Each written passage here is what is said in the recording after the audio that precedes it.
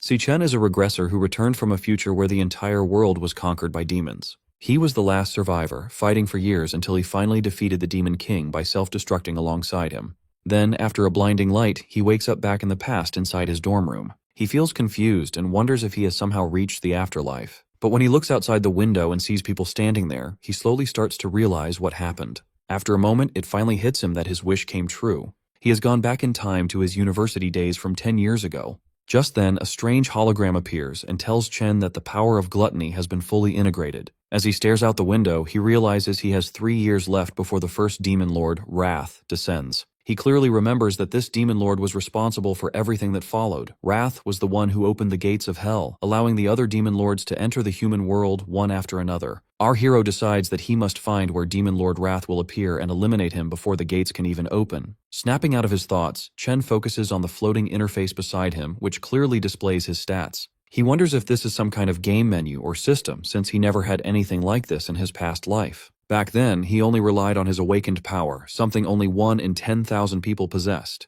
The National Awakener University was built to recruit these potential awakeners. Unfortunately, when Chen was here the first time, he completely failed to awaken and grew used to being bullied, which explains why he just woke up in the infirmary. Suddenly, the system opens another panel showing a lightning-type assassin card, which he instantly recognizes as the class he had in his previous life. He gets startled and wonders if he awakened earlier this time. He quickly decides to test it out, but before he can switch classes, his roommate and friend Ma Long shows up. Long is an E-rank flower chanter. The poor guy has bandages on his cheek and came to check if Chen is okay. Luckily, Long cannot see the floating panels, making Chen realize that only he can see them. His friend examines him closely, noticing that all of Chen's injuries have already disappeared.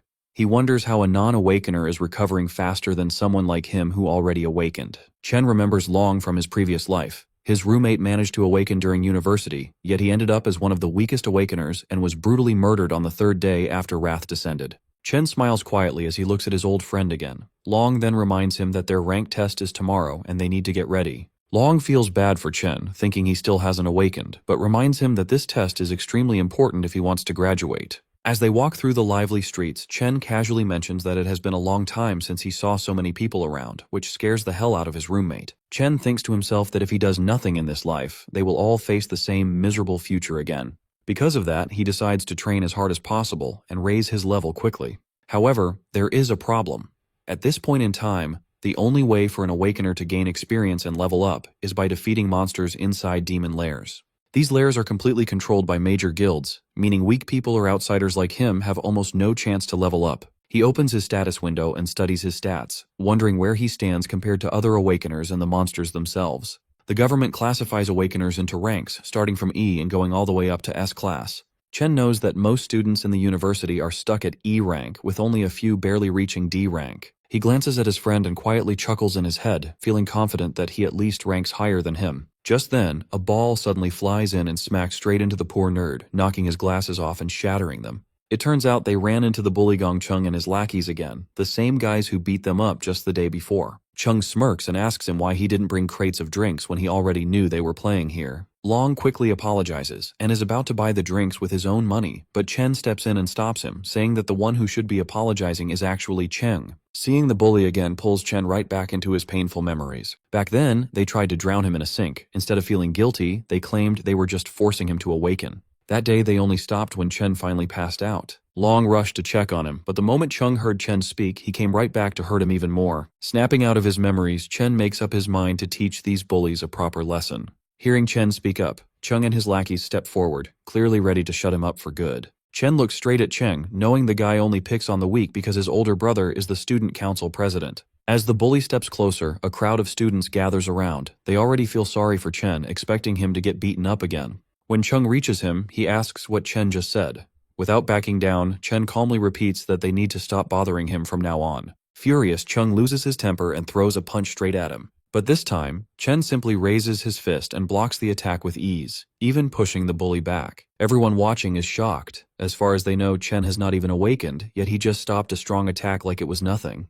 Growing even more angry, Chung rushes in for another attack. Chen calmly prepares himself and switches his class to Electric Assassin. Long stands nearby, completely stunned. Meanwhile, Chung activates his indestructible demon armor and charges forward with a heavy strike. Before he can even get close, Chen dashes in and blasts him away with a lightning-charged punch. The crowd cannot believe their eyes. The so-called weakling just sent the school bully flying with a single punch. Even after taking such a hit, Chung refuses to back down. He shouts at his lackeys to step in and get revenge for him. However, his lackeys are already shaking in fear after seeing what Chen just did. Chung forces himself back to his feet and charges at Chen once again. But once more, he gets beaten down and slammed away without standing a chance. Watching their boss get crushed like this, the lackeys quickly realize they are outmatched and run away. Long, watching all of this unfold, is left speechless.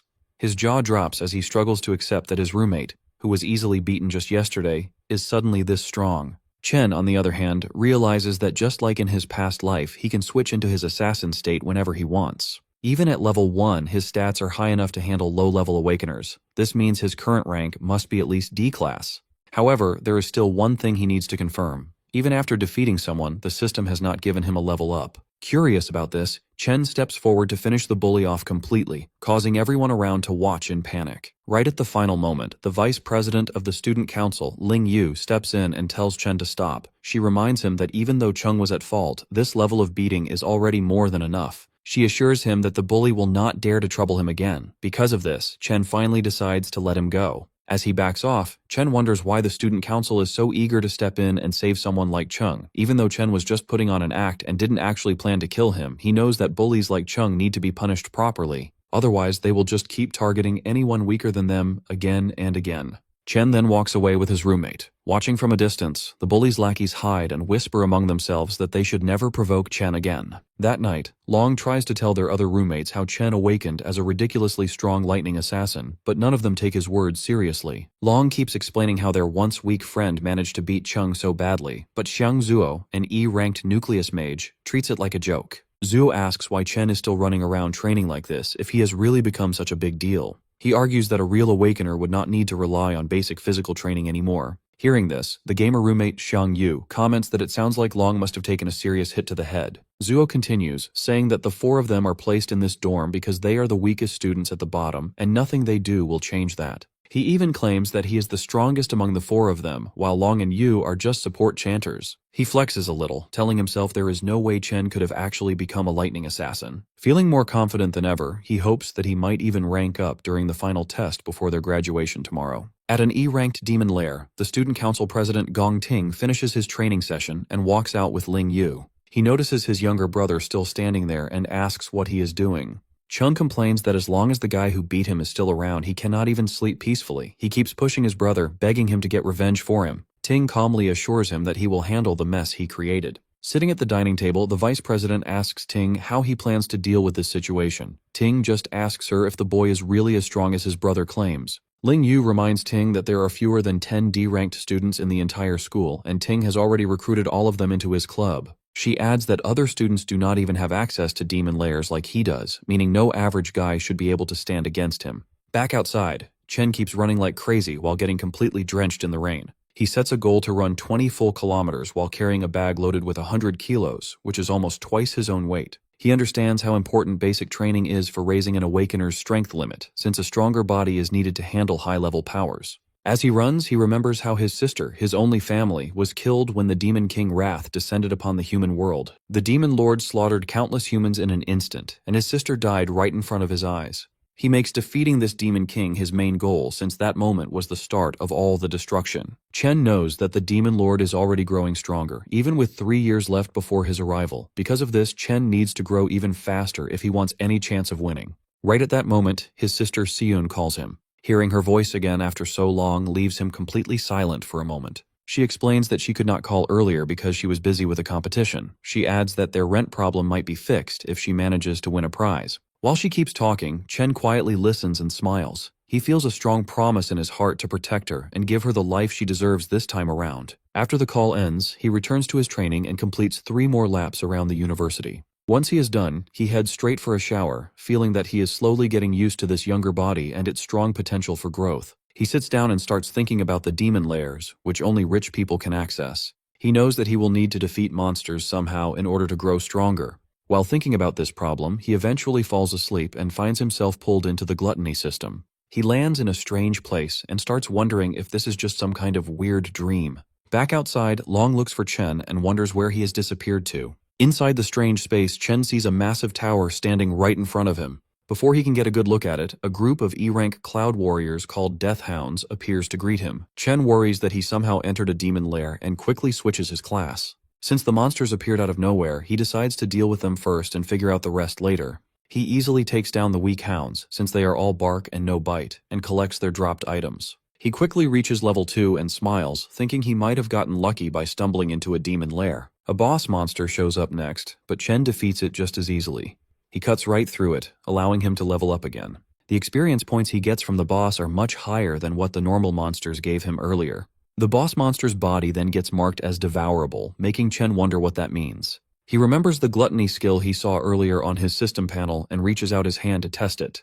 The devouring finishes instantly, and the monster gets absorbed into a card. Chen is shocked to realize he can turn defeated monsters into new classes he can use. He quickly realizes this is the exact same ability the Demon Lord Lan Yu had. The thought of having a power just like a Demon Lord leaves him shaken. In this world, most people are born with only one class, while a rare few might have two. However, Chen can now hold as many classes as he wants. He wonders how he got this crazy power and what the dark tower in front of him really is. While he thinks about all this, he feels a strong presence, and a new demon appears holding 2 S-rank blades. The demon is clearly an S-rank, meaning Chen has no real chance of winning. Knowing he is badly outmatched, Chen still summons a lightning sword to fight back and gamble for his life. Strangely, the demon standing in front of him somehow knows his name. The demon trades blows with Chen, but it is clear that the monster is only toying with him. It avoids hitting his vital points on purpose and just keeps knocking him down over and over. After pushing Chen to his limit, the demon finally speaks. It tells Chen he can survive if he stays and guards the tower with it. Chen refuses the offer, so the demon brutally slashes his arm. The demon threatens to finish him off. It explains that it only went easy on him because Chen is the only person who could reach this place. It asks him to think about it one more time, but Chen does not lose hope. He refuses again, ignoring the danger he is in. He shouts and charges forward, determined to fight back, and attacks the demon again. During the whole fight, Chen has been studying the demon's movements. He noticed a 0.4-second delay before every swing. He knows he can use that tiny window of time to watch the angle of the monster's wrist and dodge the attack perfectly. He also found a 0.2-second recovery pause where the demon is defenseless. He plans to use that short opening to aim right for its heart. Even though he manages to pull off this risky move, he knows a D rank like him cannot truly beat an S rank. His real goal is to paralyze the demon just long enough so he can escape. He does exactly that and runs toward the only light he can see, hoping it is a way out. But just as he reaches the light, it vanishes. The demon tells him it was just an illusion and that there is no exit in this place. The demon explains that this palace is not actually a demon lair at all. However, it praises Chen for finding the flaws in its attacks so quickly. The demon reveals itself as the Purgatory Rakshasa. It tells Chen that he really is the one who can bring hope. As Chen takes a closer look at the demon's body, he gets a shock. He realizes he has seen this exact same look before on the Demon Lord Lan Yu. Our hero remembers the final battle before he went back in time. His opponent in that fight was no ordinary demon. During their fight, the creature first turned into a dragon. Then it kept changing into other scary high-level monsters. It used boiling magma, poisonous vines, and lightning that was even stronger than his own. But out of all those forms, the one that really caught his attention looked exactly like the demon standing in front of him right now. He realizes something shocking. Every single transformation must have been part of Demon King Lan Yu's power. Since that power is now inside him, the demon he sees right now is just the power of gluttony absorbed into his own body. His smart guess really impresses the demon. It calmly tells him that he is truly worthy of inheriting the power of this entire dimension. Chen frowns, confused about what it means by the entire dimension. A golden void key appears in the demon's hand. It is the only way to enter and leave the giant tower behind him. The demon explains that Demon King Lan Yu ate countless powerful monsters. Its sacred duty was to guard the tower that traps the strongest ones among them. Now, it decides to give that key to him. Rakshasa wants him to eat those demons, grow stronger, and take over its mission. Confused, Chen asks why a demon would ever help a human. The creature replies that even in the demon world, there are good guys and bad guys. One evil monster killed its whole clan just for fun. Since that day, it has waited for a chance to get revenge on that monster. Now, it believes it has found the right person to grant that wish. It tells our boy that someone was right about him being their best hope for revenge. Chen immediately asks who that person is. The demon just replies that all the answers are waiting inside the tower, speaking in a mysterious tone like an old sage. With its final words, it offers all of its remaining energy to him. In return, the demon tells him that he must become the strongest human on the planet. It will not be easy to eat every single wild beast hiding inside the tower. each of those smart creatures will be a huge challenge to beat. The demon gives its final warning, saying that only someone with a strong hunger to grow stronger deserves Purgatory Rakshasa's power. That is the drive he needs to kill every demon king in existence. After saying that, the demon's body turns into a burning ball of energy for Chen to absorb. Chen immediately levels up 8 times and gets 2 of Rakshasa's swords. Without hesitation, he accepts the mission, promising to carry out the fallen warrior's final wish. Along with the stat boosts, he unlocks the ability to control gravity and absorb power from dead humans and demons. The next morning, he slowly opens his eyes, waking up inside his dorm like any normal day. He jumps up when a loud voice echoes through the room. His roommates are already getting ready and tell him to hurry up if he wants to get to school on time. When he notices his body is completely fine, he wonders if everything he experienced was just a weird dream. But his updated stats prove that is not the case. Everything he saw was real. After jumping from level 2 to level 10 overnight, he wonders what rank he is now. His roommate begins making fun of him. He mentions how someone was shamelessly praising him the other night, talking about how cool and crazy strong he supposedly became. Ma Long quietly peeks from across the room, pretending he had nothing to do with it. Either way, his roommate challenges him to prove it during the ranking test. That test will decide who is strong enough to keep the title of Dorm King. On the way to school, the self-proclaimed Dorm King proudly tells his friends that every rank is divided into 3 different levels. So even though they are all E ranks, he is at least a proud mid-E rank, placing him above the bottom-tier losers. He walks around acting superior because the gap between each level is supposedly huge. Fired up and way too confident, the guy claims he feels so strong that he must have moved up a level since their last test. Really annoyed, Ma Long tells our boy to stop playing around and go all out to at least get a D rank today. That way, the Dorm King might finally shut up. The boys arrive at school, where everyone is nervously gathered for the ranking ceremony. The bullies walk in like they own the campus, insulting anyone who dares to look at them. Even the Dorm King's confident smile completely disappears the second he sees them. But the bullies also lose their nerve. They immediately start bowing respectfully to Big Brother Chen without hesitation. His roommates slowly begin to realize that maybe everything Ma Long said was not complete nonsense after all. Our boy ignores the bullies and just minds his own business. Another student decides to step in front of him. It is Jian, a student council officer who acts like the school police, and he gives Chen a very polite warning. The student council president personally sent him to punish the guy who dared to hit his precious little brother. All of Chen's friends immediately scatter and hide. They are terrified of Jian, the enforcer who handles all the dirty work for the president. His roommates cannot figure out why this D-rank monster is targeting Chen like this. He steps right into Chen's personal space. The president's loyal follower brags that his great sense of smell lets him judge exactly how strong someone is, and right now all he smells from him is a weak, pathetic loser. Amused by the insult, our boy fires back without hesitation. Shane completely loses his temper the moment he gets called a dog. Before a fight can actually break out, the overgrown pup's master orders him to stand down so they don't cause a public scene. After doing some digging, he found out that his little brother was the one who started the fight. Getting beaten up was simply the result of picking a fight with someone way out of his league. With that said, the president shoots him a glare sharper than daggers. But our hero isn't intimidated in the slightest. Just then, a professor announces that the rank assessment ceremony is officially starting. He asks all the students to step forward when their names are called. Hearing that, the president tells his lapdog they are leaving. He assumes this was a one-time incident and that Chen won't cause any more problems after being warned. Watching from high above, a man curiously asks the vice president why she is watching the ranking ceremony today. He wonders if a certain rookie has caught her eye. The lady smiles faintly, saying that this year will be quite interesting. Soon, Xiangzhou's name is announced. The Dorm King feels slightly nervous as he steps through the door. The atmosphere completely changes on the other side. The assessment is done one by one inside a special demon lair. In there, a demon heart connected to wires measures an awakener's rank and potential by absorbing their energy. When the awakener releases their full power, the signal transfers back to Earth, revealing their assessment results. The Dorm King's rank turns out to be exactly the same as last time. However, the professor looks confused when his potential score takes longer than expected to show up.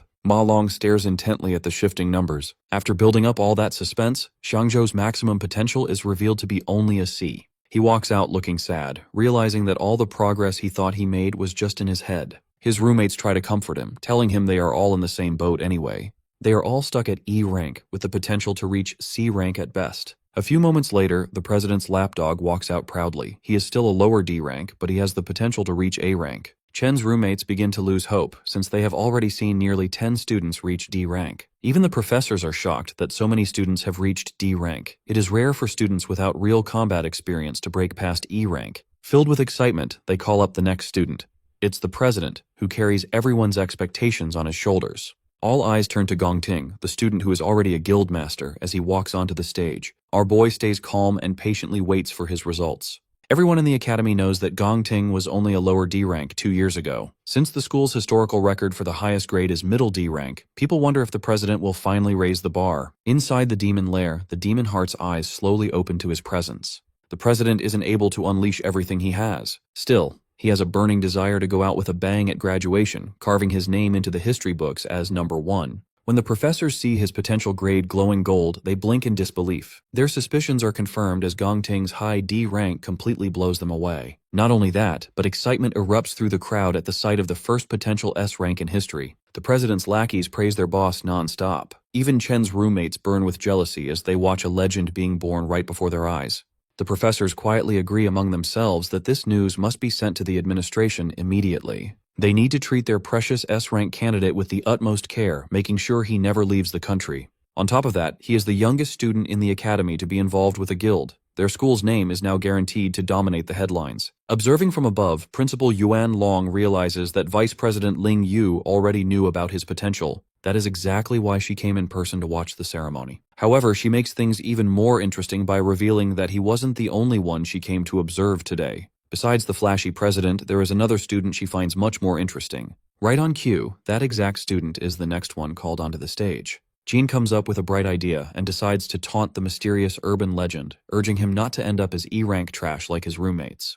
He says they will become a laughingstock if that happens, adding that it's a disgrace for them to even show up at such a prestigious event. Long backs up his friend and boldly claims that he will knock everyone's socks off. The crowd watches in pure anticipation. Chen finally enters the demon lair, and the demon heart instantly senses intense pressure as he approaches. Our hero recalls that the best way for an awakener to secure a good future is to join a high-ranking guild. He knows the only way to reach that goal is by performing well during the graduation combat assessment. There, candidates must choose their own members to form a 10-person squad. The squad that takes first place gets directly recruited into the nation's top-tier Imperial Guild, making the purpose of this test very clear to everyone. Jian begins recruiting and introduces another low-tier D rank to his boss. He proudly claims that their party is now complete. He explains that they already have all the D ranks along with the president's brother on their team, so there is no way they can lose first place. Jean knows that strong students will naturally group together to form the best party, leaving the weakest to do the same. This creates a brutal environment of survival of the fittest, where the weak are easily cast aside and eliminated. After some time passes, Long starts to feel anxious because the screen isn't changing. The crowd quickly assumes that Chen must be so weak that the system can't even register his presence. Jian then tells Ting that the remaining students are nothing but trash, so they should just leave instead of wasting their time. However, right as they get ready to leave, the screen suddenly flickers and displays a high D rank label, sending the entire crowd into chaos. Shock spreads across everyone's faces. The president and the student council also react in disbelief at this unexpected result. Soon, the system detects a strange change in the results. It turns out Chen is using the system to see how his level 10 base stats in his normal physical form translate during the evaluation. After seeing a D rank, he switches his class to the Infernal Death King, which is his weakest devoured class so far. His rank instantly shifts from high D to mid C, completely blowing the crowd away. The council struggles to believe that the machine is still working properly. Even the scientists question the situation, wondering why the results keep changing. They soon start to suspect that the machine might be broken beyond repair. At that exact moment, the demon heart becomes unstable, and the results change strangely once again. Chen notices this and decides to switch to a stronger class, transforming into the Purgatory Rakshasa. The demon heart grows anxious as a violent storm brews outside the demon lair. Jian shouts in confusion, treating the storm like a celestial sign that history is rewriting itself as if their dorm has produced a divine monster. In the very next moment, his potential flickers to S rank, leaving both the scientists and President Ting completely stunned. However, the system suddenly displays a warning. The user's potential exceeds its maximum load and cannot be detected under the current limits. Jian's brain almost shuts down like a blue screen of death, and his soul nearly leaves his body from pure shock. As the system begins to break apart under the overwhelming pressure, the scientists rush forward in a panic, wanting to ensure the student doesn't get hurt. But when they finally arrive, they freeze in disbelief. They find a shriveled raisin sitting where the demon heart once was, since it completely burned out from extreme overuse. It turns out Chen might have scared it a little too much. Still, he ends up devouring it and gains the ability to see anyone's rank, along with receiving warnings about nearby dangers. He walks out of the demon lair and is pleasantly surprised when everyone's rank appears right in front of him. But he quickly notices that the president has hidden his true potential, turning out to be nothing more than a mediocre C rank at best. The scientists walk out awkwardly and inform everyone that the demon heart suffered a heart attack from extreme strain, so they must pause the testing for now. They label Chen's stats as a probable error and announce that a full report will be sent to the higher-ups for review. The remaining students are told to return the next day for their assessment, as a new testing device will be ready by then. On the way back, Chen's roommates hype him up and treat him like an absolute legend after what he just pulled off in front of everyone. Jean clearly can't handle his jealousy. He calls Chen a fraud and demands compensation for breaking the machine and wasting the council's time, acting like a sore loser. Just as Chen reaches his limit and prepares to destroy the guy on the spot, Ting steps in and immediately calls Jian out. The president warns him not to disrespect their teammate, which completely shocks Jian. Ting then extends his hand, inviting the newly revealed powerhouse to join his team. He confidently promises that together they will undoubtedly achieve the highest score in history. Jean starts to panic in the background. He knows someone will have to get kicked off the team to make room for Chen, and this will definitely cause trouble with the brothers. He knows that joining Ting's team practically guarantees first place. Because of this, he wonders what makes Chen so special, especially when other people could not even bribe their way onto the team no matter how hard they tried. Jean swallows his pride and slowly welcomes Chen to the team, placing a hesitant hand on his shoulder. Chen immediately slaps his hand away and says he has zero interest in joining them. This response makes Jian sweat in fear, while Ting just watches the whole thing in silence. Jean snaps at Chen and says he has no clue what he is turning down, reminding him that their team is easily the best in the whole school. Chen turns his back and walks away. He says it has nothing to do with them and calls their group too noisy to deal with. He tells them not to bother him again.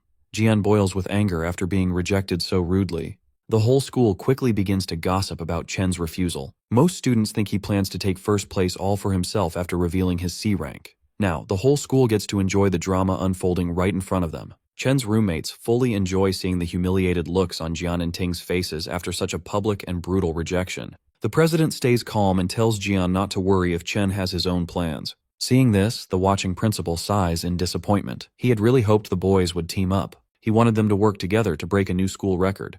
However, Ling points out that things are much more interesting this way. She explains that Ting grew up rich and spoiled, so he will definitely see this refusal as a declaration of war. She reminds the principal that the president is not an easy person to cross once his pride is hurt. Jean keeps complaining, saying Chen only has a big ego because a test error showed he was a C rank. Ting hints that the result might actually be real. He admits that even if it is unlikely, he cannot let anyone take his first place spot. Jian remembers that Chen is likely just a normal student with no real combat experience. On the other hand, the council members are elites who secretly trained inside a demon lair to get strong. He suggests going to teach Chen a lesson for being so rude. Ting cuts him off and asks if he really thinks their president is petty enough to do that. Jian realizes his mistake and apologizes. Ting then cancels their karaoke plans and tells Jian to handle the situation by himself. He coldly adds that whatever Jian chooses to do has nothing to do with him. Chen understands the hidden message right away. Soon after, a spy walks up to Jian. He reports that Chen already left the school to go home for a while. He mentions that Chen left without even stopping to eat, making things very convenient for them.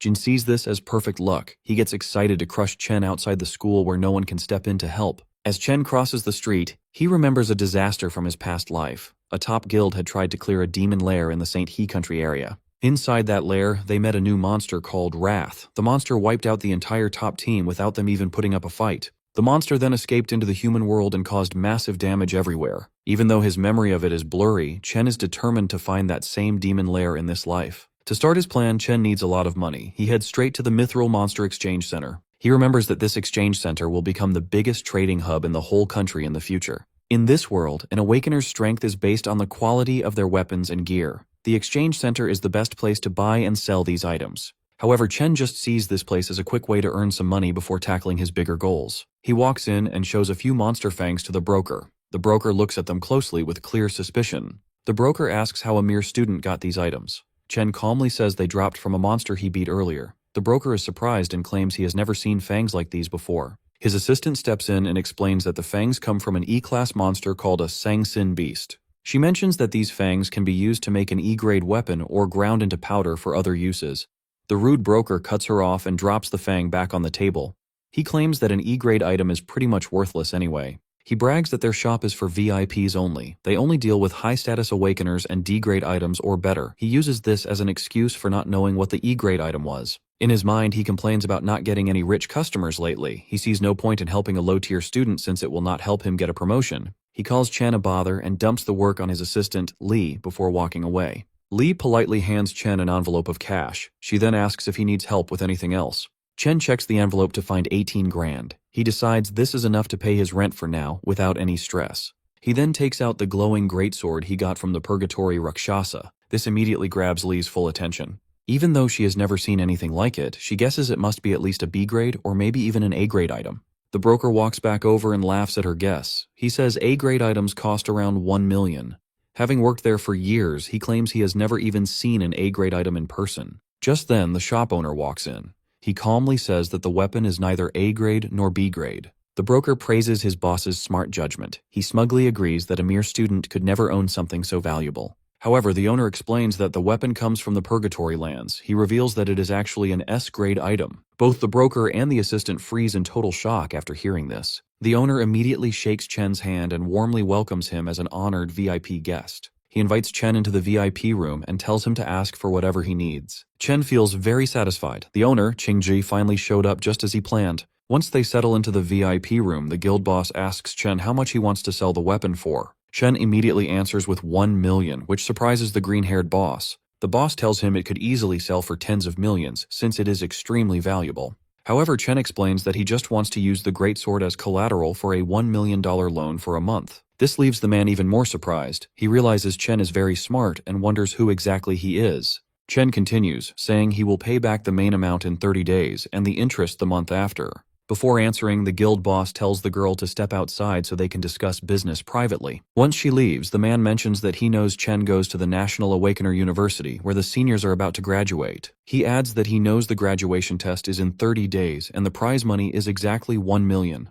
The boss then asks Chen directly if he is completely sure he will get first place in that test. The guild boss figures out that Chen desperately needs money and wouldn't be doing this unless it was his last option. In the end, he offers to lend Chen 1.5 million right away with absolutely no interest. Reaching his hand out, he smiles and says this will be the start of a beautiful friendship. Chen is left speechless by the generous offer. The man reassures him that he won't let a single word leak out from this room. He simply asks that in return, Chen comes to his guild whenever he wants to trade anything else. Chen thinks to himself that this man figured everything out so easily, yet didn't try to scam him. He now understands why the guild boss becomes such a big shot in the future. Chen shakes his hand, realizing that he needs strong allies if he ever wants to defeat the Demon Lord.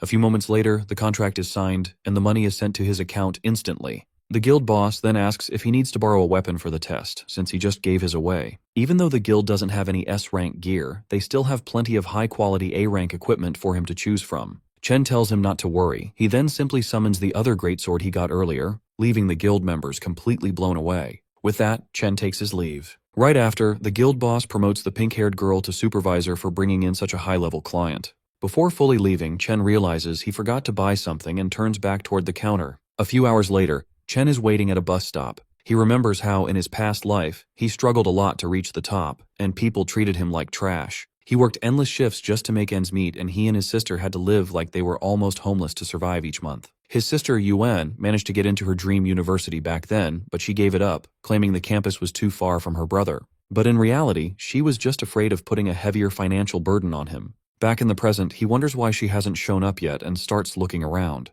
Just then, a voice calls out, calling him stupid for searching near the entrance instead of the exit. It's Yuan. Pulling along her huge suitcase, she tells him they are broke again because the rent drained all their money. However, Chen just stands there in complete shock, since it has been 7 years since he last saw her. She tells him to help her with her bags. Getting no response, she waves her hand in front of his face, trying to snap him out of it. At that moment, Chen suddenly rushes forward and hugs her tightly, catching her by surprise. After a few awkward moments, she pokes his sides to break free from his grip, scolding him for nearly suffocating her. She tells him he has been acting pretty weird lately and wonders if his crush finally rejected him, but he just brushes it off. The two start walking together while she continues to talk about her exams. Even so, Chen is more than happy to listen to everything, promising himself that he will never let anything bad happen to her in this life. Elsewhere in a dark alleyway, a few thugs are waiting around. After confirming that Chen will pass through the area, their leader Jian tells his men to stay low until their target shows up so they can ambush him together. With a crazy smile on his face, he tells himself that he will definitely punish Chen for what he did. One of the thugs asks if they will get in trouble if the situation escalates. The Cloud Assassin replies that he initially just wanted to teach the guy a lesson, but his recent encounter really made him mad. Recalling how Chen humiliated him, he tells his goons to leave some of the fun for him, swearing to teach our hero a lesson he won't forget. Jean brags about being the best Cloud Assassin around, drooling as he imagines the look of despair on his target's face. As Chen and his sister walk together, Yun points out that he has been acting strange lately and wonders if the exams are stressing him out. She quickly plays it off, teasing that a weakling like him shouldn't overthink things. She reminds him of his own advice, to keep going no matter what and leave the rest to fate. Trying to lift his spirits, she starts singing a motivational song as they enter an alley. Chen is pleasantly surprised that she noticed his change in mood so easily, though he realizes she still doesn't know about his awakened powers and newfound wealth. When he confidently replies that he is fine, she wonders if it's just his male pride talking.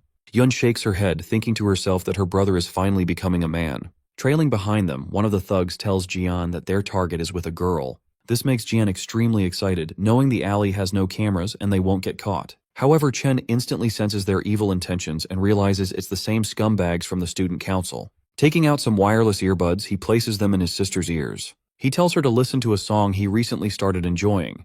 This catches her off guard since he rarely listens to music, but she goes along with it to understand him better. Chen then turns around, staring daggers at the scumbags as they slowly advance. With the music playing in Yun's ears, the thugs rush forward and the fight begins. Chen immediately switches to his lightning class. He thinks about how it has been 7 years since he lost his sister, and he just got her back. Filled with anger, he wonders where these guys got the nerve to attack them, dashing forward like a bolt of lightning. He kicks the first thug so hard that he goes flying, causing the others to break a sweat. Chen charges his fist and punches 3 of them in a row, finishing off the 4th with a brutal knee strike. One brave goon tries to attack, but Chen simply grabs his hand. Without any effort, he breaks it like a piece of dry spaghetti. The guy screams in pain, only to receive a heavy punch straight to his nose. Seeing his men get thrown around, Jian freezes in shock, wondering how Chen became so strong. Chen doesn't stop there, continuing to throw punches left and right as he makes his way toward the Cloud Assassin. When Chen finally reaches him, Jian tries to convince himself that he is the strongest assassin alive, declaring that he cannot lose. Our hero quickly brings him back to reality with a devastating punch that sends him flying. He follows up by rushing forward, unleashing a combo of punches that knocks several of Jian's teeth loose. The Cloud Assassin rolls violently across the ground and crashes into a wall. He looks up only to see Chen staring right at him like a demon. Chen looks down at the defeated Jian and reminds the piece of trash that he already warned him to stay away. Staring straight into his soul, he asks if the brainless scum can't even understand basic human speech. Beaten beyond recognition, the once arrogant assassin can no longer feel his legs, with half the bones in his body completely shattered. Realizing he messed with the absolute wrong guy, he barely manages to mumble out a pathetic apology. Chen promptly shuts him up, grabbing his collar and pressing a cold dagger right against his face. Staring into Chen's eyes, the so-called top assassin sees it clearly. There is absolutely zero hesitation to kill. This is not the aura of a normal high school student. Jane cannot help but wonder what kind of hellish experiences could turn a man into a monster like Chen. Dripping with cold malice, Chen tells the broken boy to remember his words carefully if he wants to avoid a repeat of this nightmare. He won't hesitate to tear them apart if they ever try anything stupid again. Delivering his final warning, he adds one last chilling condition for emphasis. If they so much as step within a mile of his sister, he will gladly hunt down and erase everyone close to them, one by one. With his message delivered, he drops the dagger and casually walks back to Yuni's side before the background song even finishes playing. Meanwhile, his sister is completely overwhelmed with emotion, moved to tears by the painfully sad and lonely lyrics of the track. She cries, heartbroken and confused over what her brother must have endured to change so drastically over the years. She even wonders if her support back then was simply not enough. Wiping her tears, she spins around, determined to give him a proper scolding. But she freezes mid-sentence the instant she spots the gift in his hand. The shiny, gold-plated pen she has always dreamed of owning is sitting right in front of her eyes. Yun flushes bright red with overwhelming excitement. She can hardly believe her brother actually bought her the newest holographic magic pen, an item that costs more than their entire monthly rent. Her adorable reaction immediately warms Chen's heart. Her expression makes it obvious she doesn't want to return it, even if doing so would be the responsible choice while they are so far behind on rent. Clenching his fist behind his back, Chen silently swears to protect his sister's smile in this life and ensure she makes it into her dream school. Back at home, Yuni happily spends hours tracing glowing holographic drawings in the air. Watching her, her big brother quietly enjoys a bowl of her homemade ramen, genuinely glad that she loves the gift. Even so, the reality of their situation kicks in, and she worries about him spending so much money on her when next month's rent isn't even covered. In response, Chen flashes a proud smile and reveals that their rent for the entire year has already been paid in full. He casually brags that his little business venture with a friend has been highly profitable lately, but Yoon is sharp and immediately shoots him a suspicious glare. She is clearly not buying this incredibly convenient business story. That being said, she chooses not to push the subject further. Honestly, she can't even remember the last time her big brother laughed so openly and freely.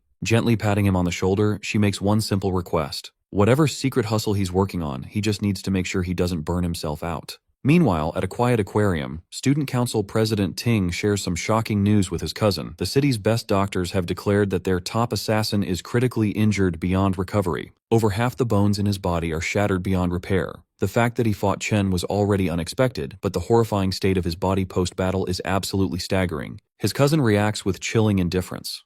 Her only disappointment is that the number of elite graduate students joining his team has now dropped. But the president is just as ruthless, brushing it off by stating he'll actually perform better without some burdensome NPC weighing him down. Just then, their uncle, who also serves as the academy's director of employment, speaks up. Director Gong Xuan calmly delivers his official report regarding our hero's recent moves. His detailed investigation into the chaos at the ranking ceremony has finally concluded, and the results are undeniable. Chen genuinely ranks higher than the student council president himself. This massive revelation catches the former top student completely off guard. The director then offers a stern word of advice, revealing that Ting's father personally requested a vice chairman of the alliance to evaluate his upcoming combat exam performance. Because of this, Ting must ensure he shines brighter than anyone else. But just in case he fails to secure the spotlight, the director proposes a backup plan. The green-haired girl, his uncle's favorite niece, will join his team to guarantee they secure first place overall. However, the arrogant council president flatly rejects the offer without a second thought. He haughtily claims that he didn't even use a fraction of his true strength during the initial assessment. Supremely confident in his overwhelming superiority, President Ting assures them he will dominate the entire academy on his own. Back at the academy dorms, our boy Chen washes off after finishing a grueling daily 100-mile run with a heavily weighted backpack. He is completely locked in on one single goal, winning the $1 million prize in the upcoming graduation exam. This prize is his only real shot at fulfilling his deal with the Mithril Guild's Qingji and establishing a lucrative, mutually beneficial trade relationship. With only a few weeks left until the big exam, he lies down in bed, not to rest, but to continue his relentless grind even in his sleep. Transporting his consciousness into his demonic lair, he finds Demon King Lun Yu's enormous void tower looming before him. Without a hint of hesitation, he marches up the long, imposing staircase leading to its entrance. Previously, his first assessment using the Gravehound King class reached a respectable mid-C rank. On the other hand, the sheer, overwhelming strength of his Abyssal Fiend class completely overloaded the Academy's rating system. Even the Demon Heart itself was utterly incapable of properly classifying its true potential. Because of this, the only way to accurately evaluate his remaining classes becomes painfully obvious. He must unlock the Void Tower and test their raw destructive power directly on the battlefield. Stepping inside, Chen is curious about what kind of brutal, nightmarish challenge the tower will throw his way. But the moment he sees what waits for him inside, his eyes widen in pure shock. He gets transported to a strange dimension, standing on top of a massive white planet floating in space. The moment he takes his first step, he drops to one knee, barely able to keep his body upright. In the Fallen Star Wastes, the gravity is 10 times stronger than on Earth, and Chen feels the crushing pressure deep in his bones. Behind him, the tower entrance vanishes. He knows this means he has to defeat the boss to reopen the exit, so he needs to adapt quickly before any monsters can ambush him. However, a phantom lion prowling nearby isn't going to give him that chance. Left with no other choice, Chen instantly switches to his lightning class. The lion lunges at him, but he narrowly dodges and stabs it right in the shoulder. The beast roars in anger, but the strike doesn't do much damage since it missed its vital spots. He quickly realizes that his attacks are just as slow and sloppy as his current ability to move. The phantom lion easily pins him to the ground and goes in to take a bite out of him. This shows just how well these monsters have adapted to the extreme gravity. He lets the lion bite his arm for a moment before quickly switching to his Abyssal Fiend class. The change instantly gives him a different kind of stat boost. Trading away some speed, he gains a massive amount of strength and stamina, which is exactly what he needs for close combat. His class change slams the aggressive beast down, immediately flipping the fight in his favor. Rakshasa's gravity manipulation proves to be extremely useful. On a planet with 10 times normal gravity, a 3-time multiplier hits with brutal force. The lion roars furiously, but Chen shows no mercy, crushing it right into the ground. Afterward, he sprawls out on the floor to catch his breath. Gluttony surprises him with a well-deserved level-up notification. He then learns that every class has a star rating. The number of stars shows how much his stats boost when he switches to that class. Right now, Purgatory Rakshasa has the most stars out of all his options. But even with that advantage, he still had to fight for his life against a B-rank Phantom Lion. It is clear he still has a long way to go before reaching his full SSS rank potential. To make matters worse, he's annoyed to see that Gluttony won't even give him the option to absorb the creature.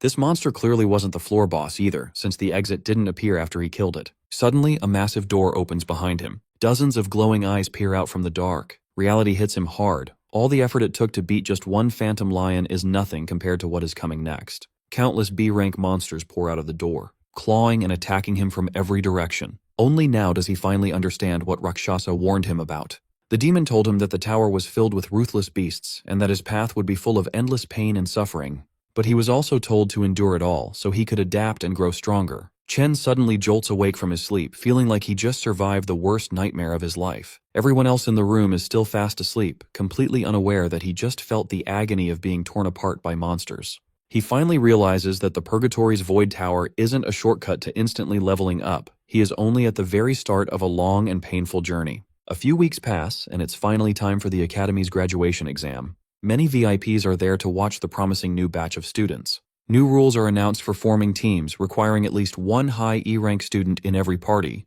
When it is time to form teams, it's announced that all students can now see each other's ranks. This helps everyone quickly decide who to recruit for their group. The students are listed in order of their rank, from highest to lowest. But Ma Long quickly notices something weird. Chen is also confused when he sees his name sitting all the way at the very bottom of the list. All eyes turn to him, as everyone wonders how a high-grade awakener could possibly be in the lowest spot. The jealous students immediately start talking trash, convinced that his original high rank was just a mistake in the test. Still, even they can't deny that his strength is real, and having him on their team would easily boost their scores. Council President Ting stays quiet while people whisper about the fool who must be regretting his choice to reject the president's offer. It turns out the man behind this trick is his own uncle, Gong Xuan. He figured no one would invite Chen to their party after seeing him ranked at the bottom.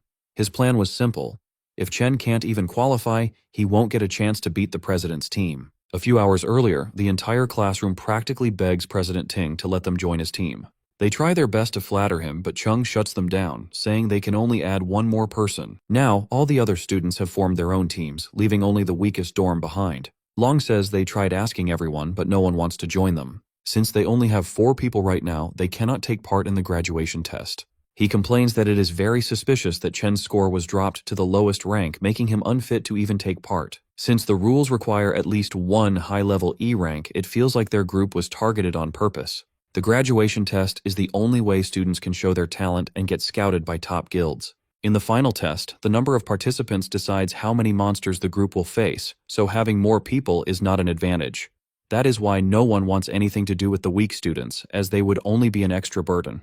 To make things worse, the 3 lowest-ranked students are all from the same dorm, leaving them completely isolated. A student calls out to Zuo and tells him they are only missing one person. The guy tries to manipulate him, saying he surely does not want to fail the graduation test by teaming up with his weak dorm mates. Chen realizes that if this keeps going, there is a high chance they will all be left out and will not even get to compete. However, the dorm king rejects the offer and says he will never abandon his roommates. The other group leaves in anger, but he still warns them not to underestimate others. Checking the student list, Long announces that almost everyone has already formed their teams.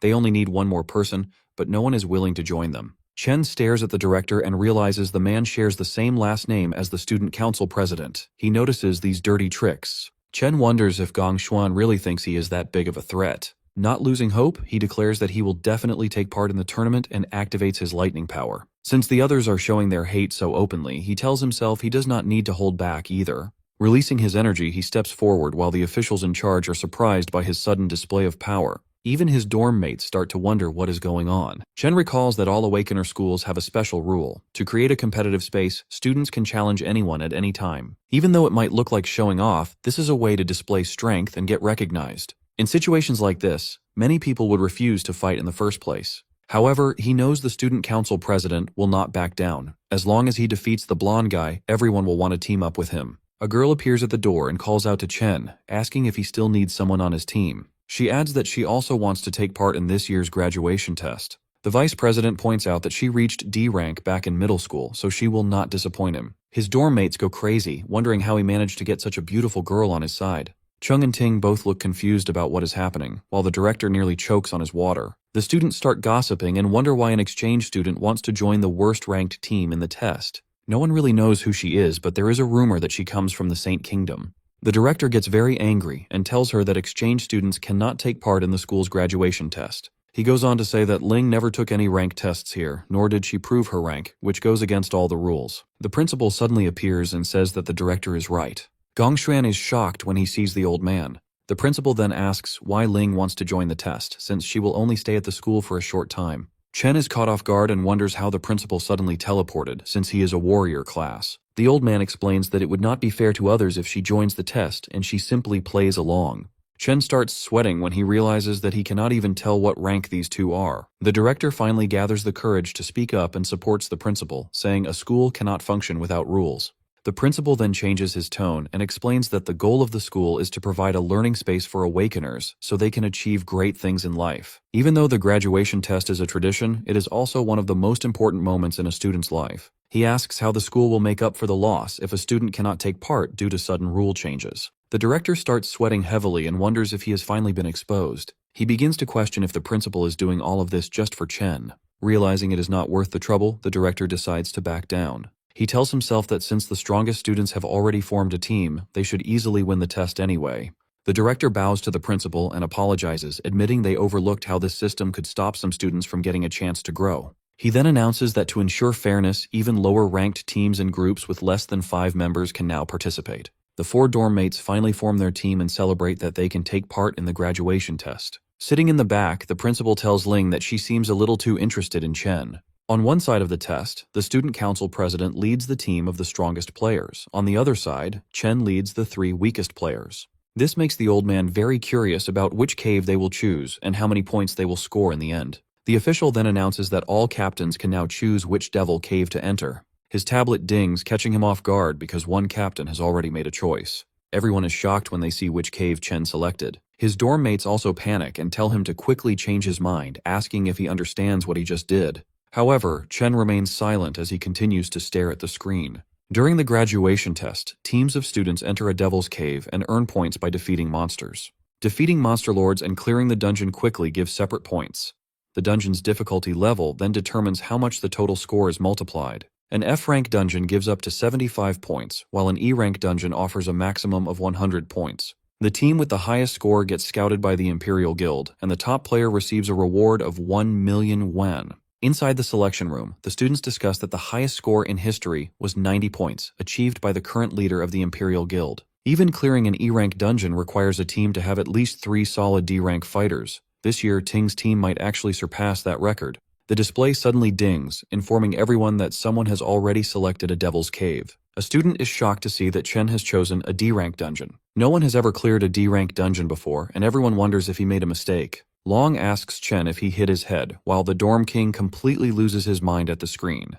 The nerd tries to talk some sense into Chen, but he reveals that he thought long and hard about this choice. The system dings again when the student council president also selects the D-rank cave. Ting's teammates immediately accept their leader's choice, officially qualifying them for the test. The classroom goes wild at the announcement, though Ting's group tries to act nonchalant. A blonde goth girl roasts Chen for trying to act tough, assuming he just wants attention. A bald student adds that Chen's weak teammates will never agree to this, and the team will fall apart. Long studies Chen's face and realizes he is completely serious. He wonders when his friend became so bold and how much he has changed. Making up his mind, the nerd presses the confirm button, deciding to trust his friend. Yo also hits the green button, feeling like he has nothing to lose. The dorm king gets annoyed that the others made their choice before him, so he presses the button too. With that, the system officially qualifies their team for the test. Looking at his dorm mates, Chen apologizes and explains he chose this dungeon to become the top scorer. He knows he is dragging them into his own dream, but he reassures them they will reach the top together. Hearing his words, the president stands up and declares that the top spot belongs to him alone. Chen turns around and faces him directly. Ting releases an intimidating aura, stating that there can only be one strongest student in the school. Standing in the back, Ling is surprised as this is the first time she has seen such strong emotions from Ting. The rivalry between the two is now out in the open. The principal feels proud that the students are so fearless, but Ling is uneasy about Chen choosing a D-rank cave, which even a C-rank fighter cannot clear alone. Even though a student can earn 150 points from a D-rank cave, the difficulty is just too high. On top of that, his teammates are not well suited for it either. The principal adds that with only a month left, it will be impossible for them to improve enough in time. Even so, he still hopes for the best. 2 weeks later at the training grounds, everyone lies exhausted on the floor. Long asks why they are doing physical training while the other students are using simulation training. Chen made them go through all kinds of exhausting exercises, leaving them extremely frustrated. Chen explains that simulation training is actually no help at all. When someone enters a devil's cave for the first time, their mind goes blank, and their instincts are the only thing that saves them. The physical training is meant to improve their strength so they can move faster and react better. The best training would be to enter a real dungeon and gain experience, but ordinary students can only dream of that. Only the elites get those opportunities. Furthermore, the elites do everything they can to make sure normal people never catch up, allowing them to stay on top. They have access to resources that regular people spend their entire lives trying to get. The Dorm King asks what ordinary people are supposed to do in that situation. Chen reveals his plan, saying that if they manage to join the Imperial Guild, they can change the entire system. The graduation test is their only real chance to surpass the elites.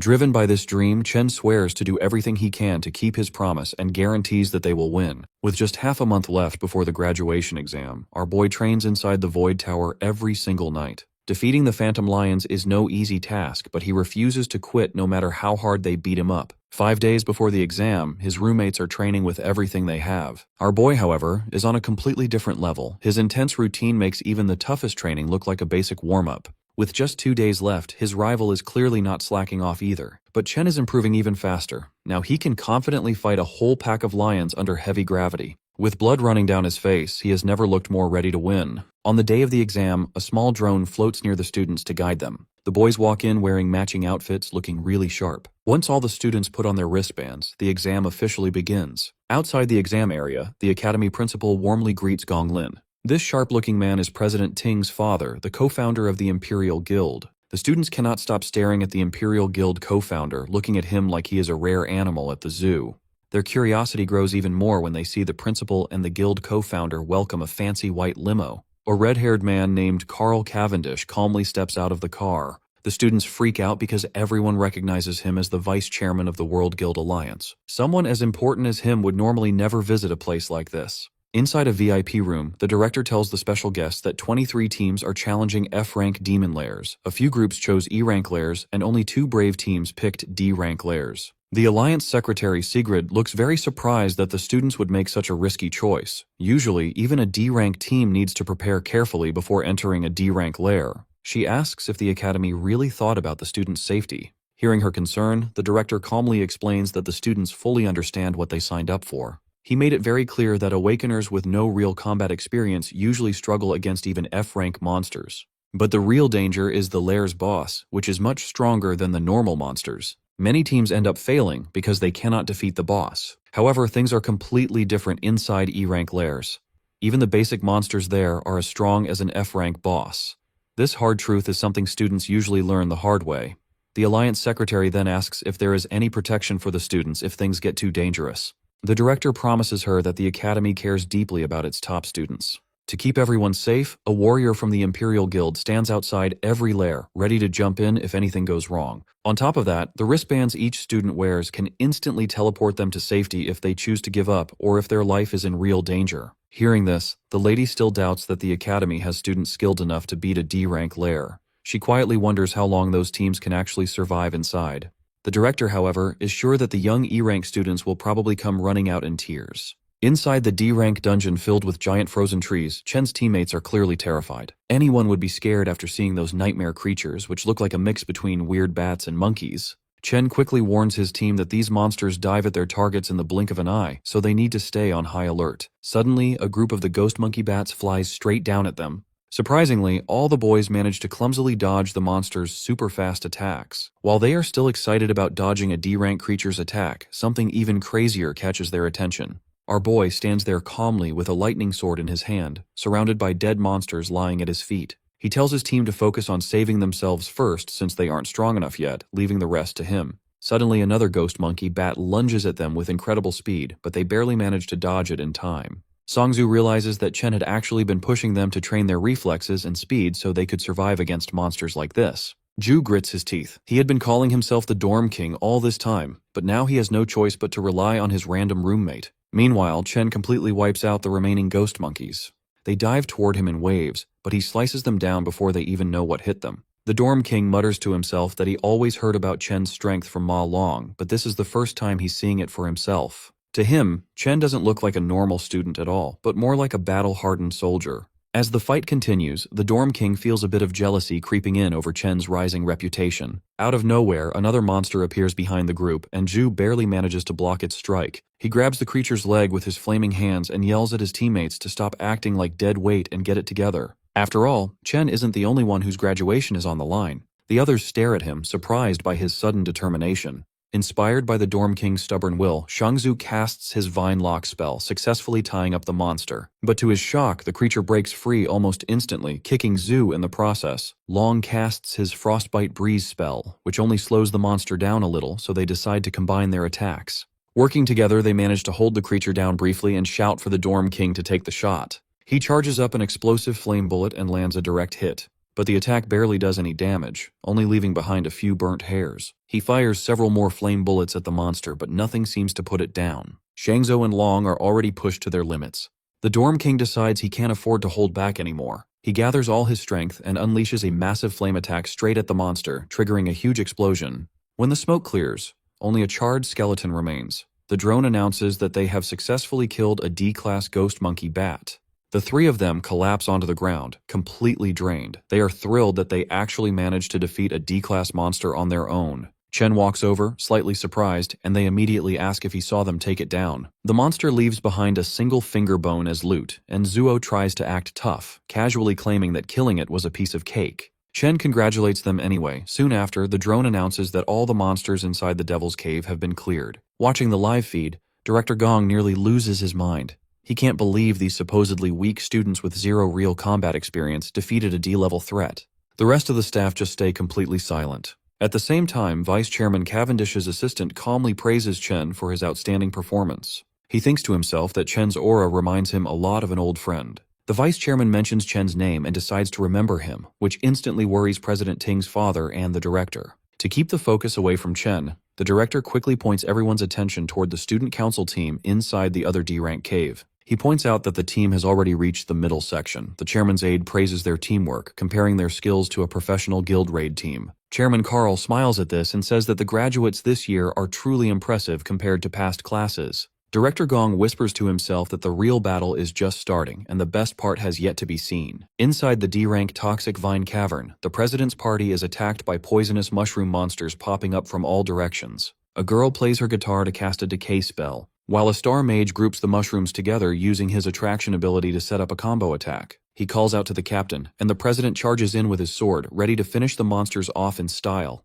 With a single fast strike, the president unleashes his blazing sky sword skill, blowing the mushroom monsters apart perfectly. His teammates notice that the monsters in this school test are exactly the same as the ones they fought during training. Because they know what to expect, the team handles the fight easily without feeling any pressure. They already guessed that the school officials set up the test ahead of time for them. Having the right support makes life much easier for them. Thinking this, they start celebrating early. They are totally confident that they will win first place this year without a real challenge. Down on the final level of the Cloud Forest, the boys are shocked they actually survived long enough to reach the boss monster. In the middle of a frozen wasteland, they spot a giant ghost ape calmly eating its meal. The Dorm King starts sweating right away, just thinking about how strong the monster is. One hit from that beast would probably kill him instantly. Right then, the creature slowly locks its eyes on the weakest person in the group. Ma Long screams in fear, and that single loud noise is enough to make the beast attack. The giant ape jumps right at them in a scary leap. The boys run away as fast as they can to save their lives. Chen just charges forward without any hesitation. He jumps straight into the beast's giant face with a hard kick, then lands a series of fast punches that bounce its heavy body in the air. He ends the fight by completely ripping the monster apart into pieces. Seeing this brutal fight leaves his friends completely shocked. Even after winning, Chen feels annoyed because these D-rank monsters are not giving him enough experience points. The item drops are disappointing too. He then hears his teammates shout in excitement that they found giant mana stones. It turns out the giant ape was hiding the shiny stones inside a hollow tree trunk. His friends are amazed by the surprise treasure and quickly reach out to grab the crystals. Chen shouts a warning for them to stop, but he is a second too late, and a bright flash of light explodes from the trunk. In just a few seconds, the whole area is covered in solid ice. Shangzu, the Dorm King, and the camera drones are completely frozen by the cold blast. Up in the VIP room, the live video feed suddenly cuts out. The shady director smiles, looking like he was waiting for this to happen. He knew high-rank monsters would set traps, and he figured it was only a matter of time before Chen and his rookie team walked right into one. Vice Chairman Cavendish frowns, clearly worried about the students. The director pretends to feel bad about Chen failing and says they have no choice but to pull the team out right away. The principal disagrees. He points out that the students are not in any real danger yet, because their wristbands will automatically turn on if their health drops too low and none of them have asked to give up. He believes only the students should have the right to decide when to quit. Down in the dungeon, Ma Long shakes in the freezing cold. Out of everyone in the group, he is the only one who did not get frozen. This is because his character class has a naturally high defense against ice magic. Long hears a scary laugh and spots a skeleton ice monster staring right at him without any mercy. He recognizes it as the Lord of the Lair, remembering it from the Monster Compendium. He recalls that it is a cloud mage capable of easily controlling both offensive and defensive abilities by manipulating ice and snow. He also remembers that this creature, known as the Bone King of Remains, enjoys killing its prey through prolonged torture. Realizing the ice bomb was just a trap, he turns and runs without hesitation. Long knows perfectly well that he can't handle a C-class Lord monster on his own. He rushes toward Chen to free him, but an ice attack strikes his leg before he can reach his friend. The Bone King laughs at his misery, while Long's bracelet sends out a warning that his leg has been completely pierced. The device offers him the option to abandon the exam, but Long refuses to give up. He still tries to thaw Chen out before they lose their only advantage. Suddenly, another ice shard shoots through his arm, stopping him from freeing Chen despite his desperate efforts. The Bone King enjoys watching Long endure unbearable pain, and his bracelet issues another warning about severe damage. It detects that his arm has also been pierced and notes his dangerously high heart rate, offering him the option to quit the exam once again. Instead of giving up, Long thinks back on his past. Throughout his life, he always ran away from his problems the moment things got hard, a habit that left him behind every single time. He remembers how people ignored, bullied, and laughed at him. He and his friends have worked way too hard to reach this point to just quit now. Seeing this as his final chance to change his fate, he gathers the last of his strength, stands up, and finally manages to release Chen. He stands tall just as the Bone King unleashes a relentless barrage of icicles straight toward him. Right as the attack is about to land, Long lets out a loud roar, and Chen finally opens his eyes. The ice block shatters into pieces, and Chen rushes forward, carrying Long away from danger in one swift move. This sudden escape catches the Bone King off guard. Long quickly realizes that Chen managed to break free from the icy prison entirely on his own. Chen thanks Long for trying to help him earlier and immediately asks about his injuries with clear concern. Long replies that the bleeding has stopped for now, so he will survive. He informs Chen that the monster is a cloud type, C-rank lord known as the Bone King, warning him that it is extremely dangerous in combat. He adds that they must avoid getting frozen again at all costs if they want to survive. They turn back and see the Bone King charging up a massive cluster of ice shards. Long is stunned, realizing the monster is about to drop a giant ice nuke on them. In the next instant, the bomb crashes down, covering everything in blinding white. The monster begins to laugh, but suddenly stops when it notices that both boys are still alive after the devastating attack. Chen switches his class to the Doomflame King and activates his Cloud Warrior Frost Body, granting him complete immunity to cold damage. This transformation also boosts all his resistance stats in cold environments, turning the battlefield to his advantage. The Bone King lets out a horrified shriek. Even Long is confused as he watches his friend, who was supposed to be a Volt Assassin, turn into a Cloud-type warrior instead. He wonders if Chen might be one of those rare prodigies who can awaken two different classes at once.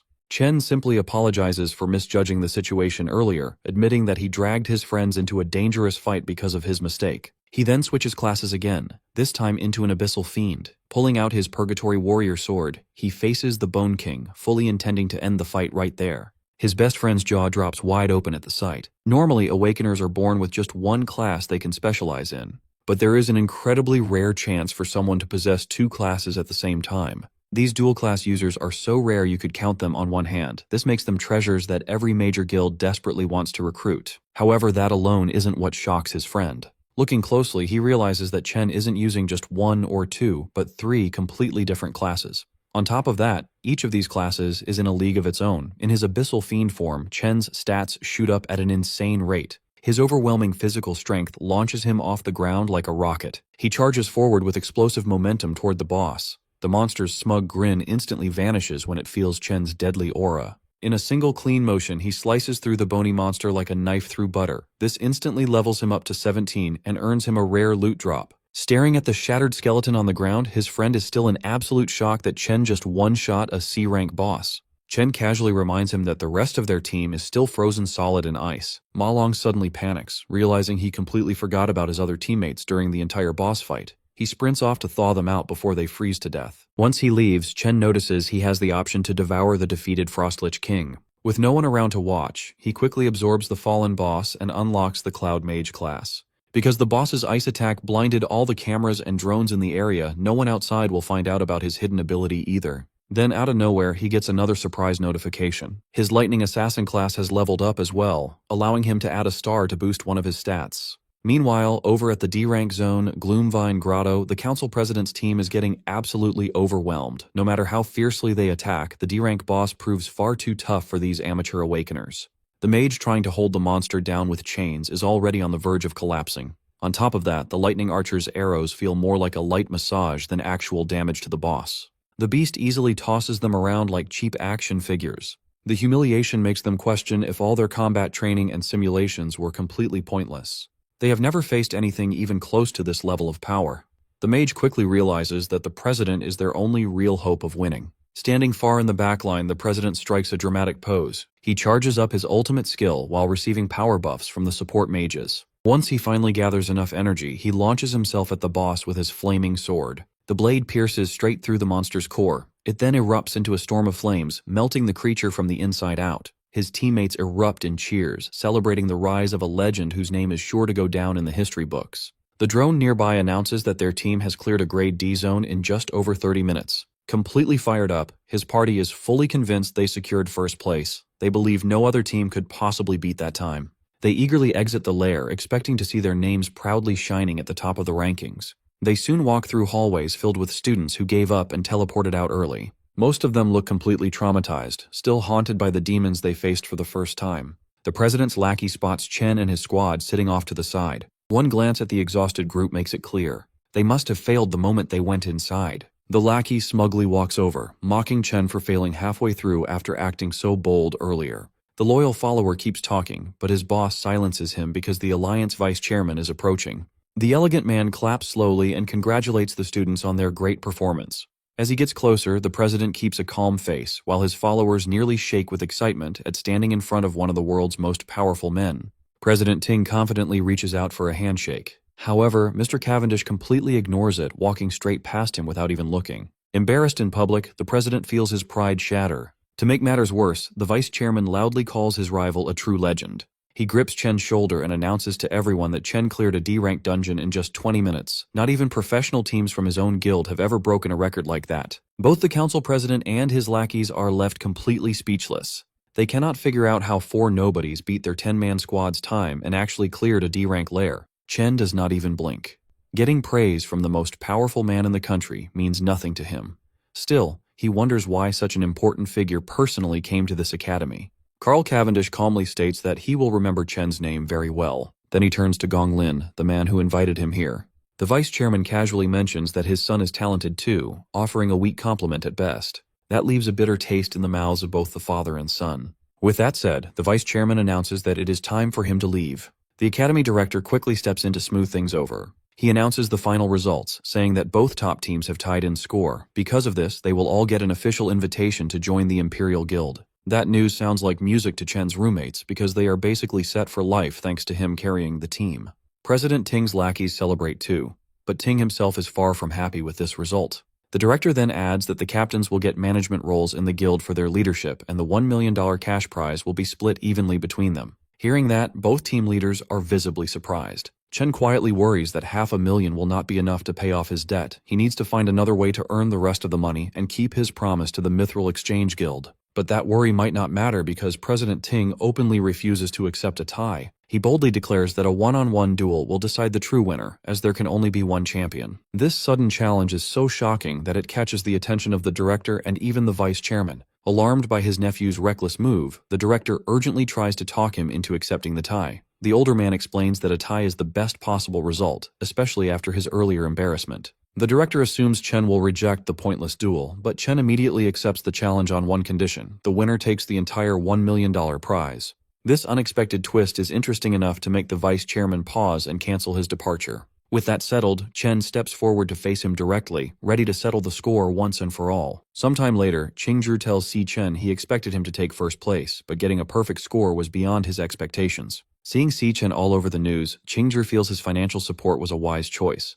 He offers to cancel Si Chen's 1.5 million debt, calling it an angel investment in his future. Unwilling to accept handouts, Si Chen firmly states that a debt is a debt and must be repaid in full. Si Chen announces he came to discuss two things, which immediately catches Qingzhi's interest. First, Si Chen requests a 1-week extension on his repayment deadline. Because the graduation test ended in a tie, his prize money fell short by 500,000. He reveals his plan to get the rest of the funds, a one-on-one tiebreaker against the other champion, Gong Ting. The duel will happen next week inside a wild devil's cave outside the school. Qingzhi is shocked by this reckless idea, questioning why 2 students would enter a wild dungeon. He warns Si Chen that it is too dangerous without professional training. Unfazed, Si Chen tells him not to worry and promises to win the remaining $500,000.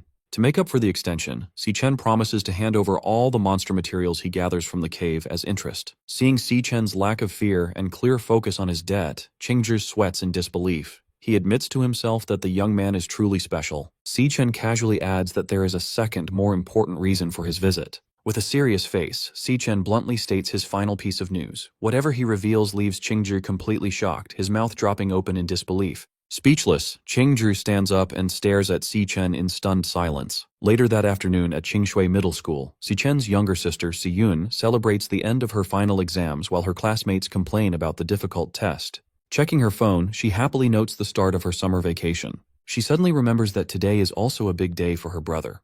His graduation assessment. She looks at her phone's lock screen, which shows a cheerful selfie of her and Si Chen. 4 years ago, an excited Si Chen burst into the room with his admission letter from the National Awakener University, thrilled that he had elemental potential. A younger Si Yun excitedly asked if he was going to become an awakener like their parents. Full of hope, Si Chen promised to join a top guild, make money, and give her a better life. He also believed that gaining power would let him find the truth behind their parents' disappearance. Si Yun cheered him on, confident her brother would become a strong awakener. In a more recent memory, a sad Si Chen sat at his desk. He worried that he was already a senior and still hadn't awakened his powers, while Si Yun watched him. Noticing her worry, he quickly tried to hide his sadness. Forcing a smile, he told her everything was fine and he just needed to work harder. Si Yun reflects on her brother's journey. Despite working harder than anyone, he was the only student who failed to awaken. She realizes how lonely he must have felt watching his peers succeed, all while hiding his pain to protect her. Her classmate, Zhu Tong, runs up and greets her. Zhu Tong asks if Si Yun has heard the latest news. She reveals that the National Awakener University produced 2 genius graduates this year. Zhu Tong explains that both graduates led their teams to perfect scores and were praised by the vice chairman of the Guild Alliance, making their county famous. Zhu Tong remembers that Si Yun's brother goes to that university and asks about him. Si Yun hesitates, feeling sad about the question. Before she can answer, a pink-haired student interrupts them with a flirty greeting. The boy, school idol Jin Duoxin, smugly tells Si Yun he booked a private room and asks if she is free to join him tonight. Zhu Tong is shocked, asking since when Si Yun knew the school idol. Si Yun just looks very annoyed. Without saying a word to him, Si Yun turns and runs down the hallway as fast as she can. A confused Zhu Tong wonders why her friend is running away, while Jin Duoxin watches her leave. Sprinting home, Si Yun imagines her brother crying in failure while his peers celebrate. Desperate to comfort him, she decides to prepare a big feast to cheer him up. Later that night at their apartment, Si Yun prepares a huge, delicious spread of food with a hot pot and many side dishes. Si Chen is amazed by the feast, asking his sister how she made so much food so quickly. As Si Chen happily eats, Si Yun watches him quietly, full of concern. On the TV, the news broadcasts a report on the graduation test at the National Awakener University. Si Chen continues to enjoy his meal while the news details the visit of Vice Chairman Carl. Seeing him act so cheerful, Si Yun assumes he is just faking it to hide his failure. The news reports a rare dual champion event where 2 students got perfect scores. The broadcast reveals that Vice Chairman Carl praised one of the team leaders who earned the perfect score, announcing the name Si Chen. Hearing the name, Si Yun looks at the TV in shock. She cannot believe the news that her brother, whom she thought failed, is actually the genius with a perfect score. In a dark room, a bloody whip lies on the floor, and a voice coldly states that the stage has been set. The speaker is Gong Lin, standing over his beaten son, Gong Ting. Holding the whip, Gong Lin yells at him, saying he had invited a special audience for his son's victory. He scolds his son for ruining the performance he had planned. Covered in bloody marks, Gong Ting breathes heavily as his father angrily reminds him that he embarrassingly tied with a nobody. He declares that Gong Ting will no longer make his own decisions. He reveals that he has already taken control and rigged the upcoming tiebreaker.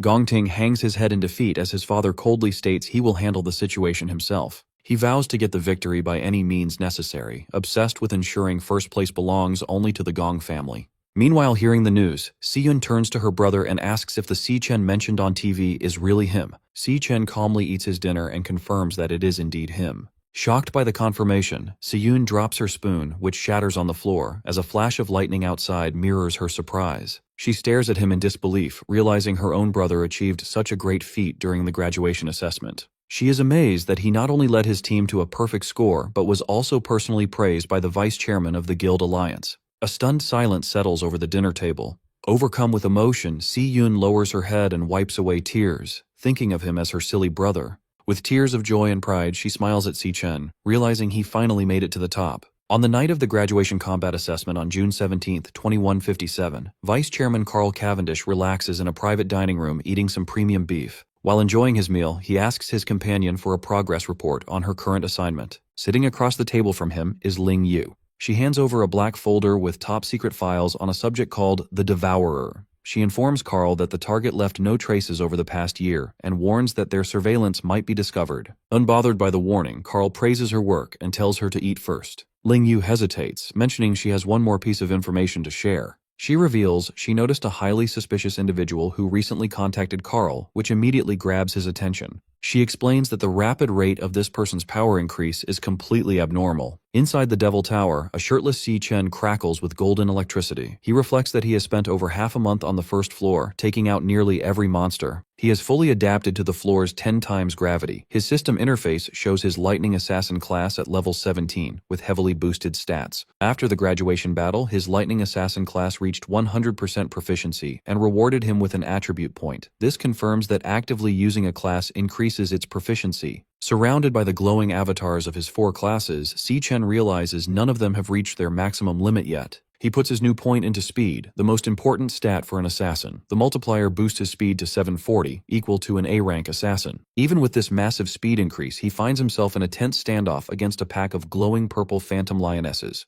His main problem is the floor's lord, a massive phantom lion king, which he has been unable to hit. As 2 lionesses lunge at him, Si-chen activates his Divine Flash skill, transforming into golden lightning to meet them. He notices the Lion King's strange abilities. Whenever he finds an opening to strike, the creature instantly vanishes before the attack lands. He analyzes the pack's combat patterns. They adjust their positions rapidly, but 2 lionesses always fight in close combat while 2 stay on standby. The Lion King also constantly maintains a safe distance from him. Si-chen narrows his eyes in frustration, realizing the Lord refuses to fight directly. Staring down the massive beast, Si-chen wonders what kind of combat class this evasive Lion King possesses. As a phantom lioness charges, Si-chen counters and thrusts a powerful bolt of lightning directly into its mouth. Just as he is about to land a fatal blow, the creature vanishes in a flash of pink light, leaving him frustrated. He figures out this teleportation ability isn't limited to the Lord. The lionesses also vanish when he tries to finish them off. A spatial portal opens, allowing the targeted lioness to safely reappear next to the Lion King. The pack's strategy becomes clear. The moment he pauses, another lioness lunges forward to bait his attacks. Determined to break their coordination, Si-chen channels Golden Lightning and unleashes a rapid flurry of slashes. However, the beasts keep vanishing before his blades connect. The pack strictly maintains its formation, teleporting back to the Lion King whenever they are in danger. The lionesses force Si-chen to constantly block their glowing claws. Every strike from Si-chen meets the same result, as the lionesses vanish to evade damage. They flawlessly rotate attackers through the portals, keeping a fresh beast on the assault. Si-chen continues to strike the lunging beasts, but the cycle persists as they vanish at the exact moment of impact. The lionesses continue their endless loop of attacks, forcing Si-chen into an exhausting battle. Sweating from the relentless pace, Si-chen glares at the Lion King, realizing the Lord is purposely dragging out the fight to toy with him. Leaping into the air to evade a beast, he wonders why he is stubbornly trying to beat teleporting enemies using only speed. Deciding on a new tactic, Si-chen opens his system interface and initiates a class switch, enveloping himself in freezing blue energy. As ice forms over his body like armor, he reasons that if the Lion King avoids direct combat, he doesn't need to use a close combat class. The transformation turns his hair white and his eyes glowing blue. He resolves to use the mage class to shut down the beast's evasive tactics. The system confirms his class switch to the level 17 Cloud Mage, Frostbone Skeleton King. Standing tall with an icy crown, Si Chen prepares to use his area of effect spells to control the battlefield. Now in his level 17 Cloud Mage class, Frostbone Skeleton King, Si Chen floats high above the battlefield and unleashes a wide-scale spell called Frost Spike. A heavy barrage of ice spikes rains down, causing massive explosions that force the Phantom Lionesses to scatter and retreat. Observing the chaos from above, Si Chen notes that while mages might be weak in close combat, their long-range attacks allow them to completely dominate the battlefield. He targets the Lion King with a concentrated shower of falling ice spikes. Just as the attack is about to hit, the beast uses its spatial ability to vanish. The Lion King emerges from a portal a safe distance away, easily dodging the strike. As the Lion King regroups with the other lionesses, a massive, swirling vortex of icy energy suddenly surrounds them, trapping the entire pack. Si Chen notes that by forcing the beast into his kill zone, he has stopped their hit-and-run tactics. Sensing danger from above, the panicked Lion King looks up to see Si Chen creating a giant sphere of freezing energy called a Frost Blast Bomb. Si Chen coldly states that there is nowhere left for them to hide, leaving the shocked Lion King to let out a desperate roar. Si Chen throws the massive ice bomb downward, detonating upon hitting the ground. The impact covers the entire area in a blinding flash of white light and freezing energy. When the light clears, the devastating power of the spell is shown, leaving the Lion King and its pack frozen solid within jagged pillars of ice. With his targets completely trapped, Si Chen does a rapid class switch, summoning a glowing pink sword into his hand. His eyes glow blue as he confidently declares that the battle on the Dreadspire's first floor is finally over. Using his Stellar Warrior class, Si Chen leaps toward the frozen targets and unleashes a heavy downward strike called Triple Cataclysm. The energy blade easily slices through the trapped lionesses, shattering their icy prisons and cutting them down in one sweep. The defeated beasts dissolve into dark mist, leaving Si Chen standing victorious beside the fallen Lion King. The system confirms his victory. His alias, Ash C, levels up to 24, and he is rewarded with several Phantomane bones and a rare heart. A new prompt appears over the defeated Lion King, showing the boss monster is ready to be devoured. Si Chen stands over the dead beast, gathering a bright light in his hand as he starts the absorption process. His eyes glow red as he focuses his energy on the body, wanting to find out what evasive class the monster used against him. Activating his absorber ability, Si Chen pulls a swirling vortex of dark red energy from the fallen beast into his fist. The energy forms a new system card in his palm, revealing the Lion King's Stellar Tamer class. The card explains its annoying abilities, forcing contracts with other beasts and instantly teleporting them across the battlefield. Examining the Stellar Tamer card, Si Chen reflects that he has never seen a class like this before. This discovery helps him understand why the boss avoided direct combat. He figures out that the Lion King's base stats were simply too weak, forcing it to hide behind its teleporting minions. Reading the card's skills, Si Chen admits that the Stellar Warp teleportation ability is incredibly powerful. He also finds the Stellar Pact ability interesting, though it relies heavily on intimidating the target into submitting. He realizes that to get a contracted beast of his own, he will need to use a very aggressive and terrifying approach. Suddenly, the starry void around him shatters into blinding light, catching him off guard as the environment changes drastically. The illusion breaks completely, revealing the Dreadspire's true first floor, a vast, hot desert of rolling sand dunes. Looking at the barren wasteland and giant skeletons scattered across the sand, Si Chen wonders what disaster caused such destruction. A crackling sound draws his attention to a nearby dune. A vertical rift expands into a fiery portal, signaling that the gateway to the second floor is officially open. Just as he prepares to move, a hostile glare and low growl from the shadows behind him make him quickly turn around. He traces the glowing pink eyes to a large ribcage buried in the sand. Hiding inside is a fluffy lion cub, fiercely growling despite being bound by magical chains. Si Chen is genuinely surprised to find that one little lion managed to survive the battle. Assuming it is the final remaining enemy, he forms a lightning dagger in his hand and prepares to finish the job. As he approaches the hiding cub, he realizes a crucial detail. Since the cub didn't disappear when the Lion King died, it must not be one of the boss's contracted minions. Looking closer at the chains wrapped tightly around the small creature, Si Chen wonders if the Lion King had kept the cub imprisoned there against its will. Staring down at the bound cub, Si Chen gives an intimidating glare, leaving the tiny creature completely terrified. Instead of attacking the cub, Si Chen quickly swings his dagger to shatter the magical chains holding it captive. Freed from its bindings, the little lion falls safely onto the sand. Si Chen turns away, calmly stating that he is giving the cub its freedom back. As he prepares to leave, Si Chen asks the cub if this ruined place used to be its home. The tiny lion shakes off the dust as it watches him. With a sympathetic look, Si Chen reflects on the tragedy of watching loved ones die and seeing everything you care about destroyed. The cub stares at him as Si-Chen admits he knows exactly what that pain feels like. Walking toward the portal, Si-Chen advises the cub to stay alive and keep moving forward, announcing it is time for him to head to the next floor. Suddenly, a glowing system interface appears beside his face showing a beast contract request. Since the beast started it voluntarily, the success rate is 100%. The contract also unlocks 2 passive skills, sharing experience to boost stats, and letting Si-Chen see through the beast's eyes if it is in danger. Si-Chen stops and looks back, genuinely surprised by the unexpected prompt. The white cub sits on the sand, looking up at him as the system identifies it as Lion King Leo and asks if Si-Chen accepts the creature's request to become his contracted beast. Si-Chen looked at the small lion cub, Lion King Leo, asking if it truly wanted to accompany him. The cub answered with a resolute roar. Standing before the fiery portal, Si-Chen explained his plan to ascend the Dread Spire, warning that the monsters would only grow more dangerous. He cautioned the cub that it could die, asking for final confirmation. Leo responded with another fierce roar. Seeing the cub's resolve, Si-Chen accepted its decision. Their eyes glowed with a bright pink pentagram. The system announced that the contract was accepted, officially establishing their pact. The system displayed the Stellar Tamer class and Stellar Pact ability, which allowed forced contracts based on deterrence, but the beast would die if the master perished. 2 passive skills were activated. One boosted the beast's stats and shared its experience, and the other granted the master the beast's vision if it was in danger. Finally, Stellar Warp unlocked, allowing him to teleport to or summon the beast. With their bond formalized, Si-Chen smiled and declared it was time to move. The energetic cub bounded alongside him. Approaching the vortex of flame, Si-Chen gave Leo one rule. During a fight, its only focus was to survive. Si-Chen then stepped through the fiery threshold. They emerged onto a rocky cliff in a vast subterranean landscape filled with molten rock and pillars of liquid fire. Sweating heavily, Si-Chen remarked on the scorching heat, feeling as though the intense temperature could melt him. As they explored, Leo peered over a molten chasm.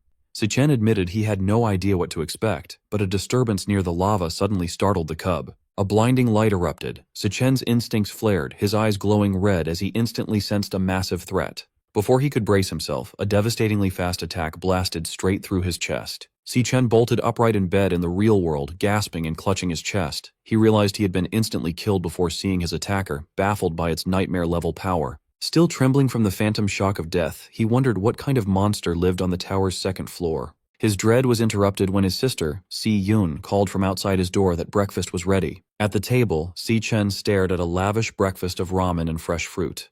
He told Si-Yun, who was packing her bag, that she had made too much food. Munching on toast, Si-Yun instructed him to wash the dishes and reminded him to hang the laundry later. Watching her put on her sneakers, Si-Chen asked where she was rushing off to on her summer break. She replied she was heading to a summer job. Concerned, Si-Chen reminded her that he was handling their finances and she didn't need to work. Si-Yun smiled, explaining that with his recent success, she refused to be left behind.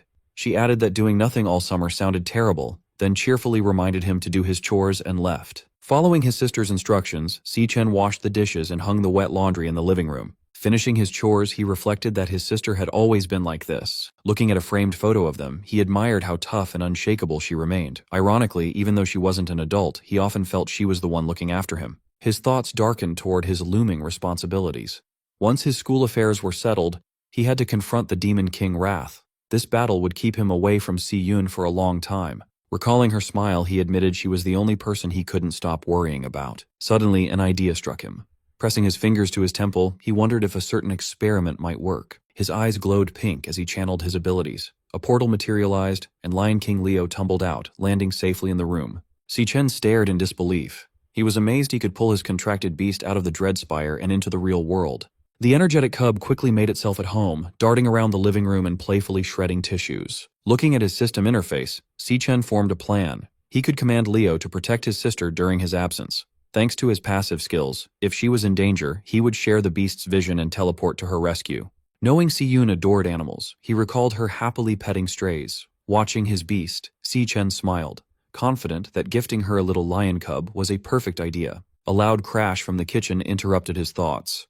Startled, he went to investigate. Hoping Si-Yun would like her new pet, his confidence evaporated when he saw the kitchen. The cub had caused absolute chaos, shattering plates and gnawing on the faucet. Outside in the city at sunset, a surge of dark energy destroyed a security camera on a utility pole, leaving the area unmonitored. Beneath it, a bleeding man clutched an ice blade and retreated in terror. He pleaded with his unseen attacker as a massive demonic claw manifested before him. The demonic claw lunged forward, brutally impaling the man through the chest. His eyes widened in horror as glowing crimson tendrils hoisted him into the air. A terrifying system interface appeared, displaying a loading bar that coldly indicated the man was being devoured. Elsewhere, an exhausted Si-Yun walked home with bags from her summer job.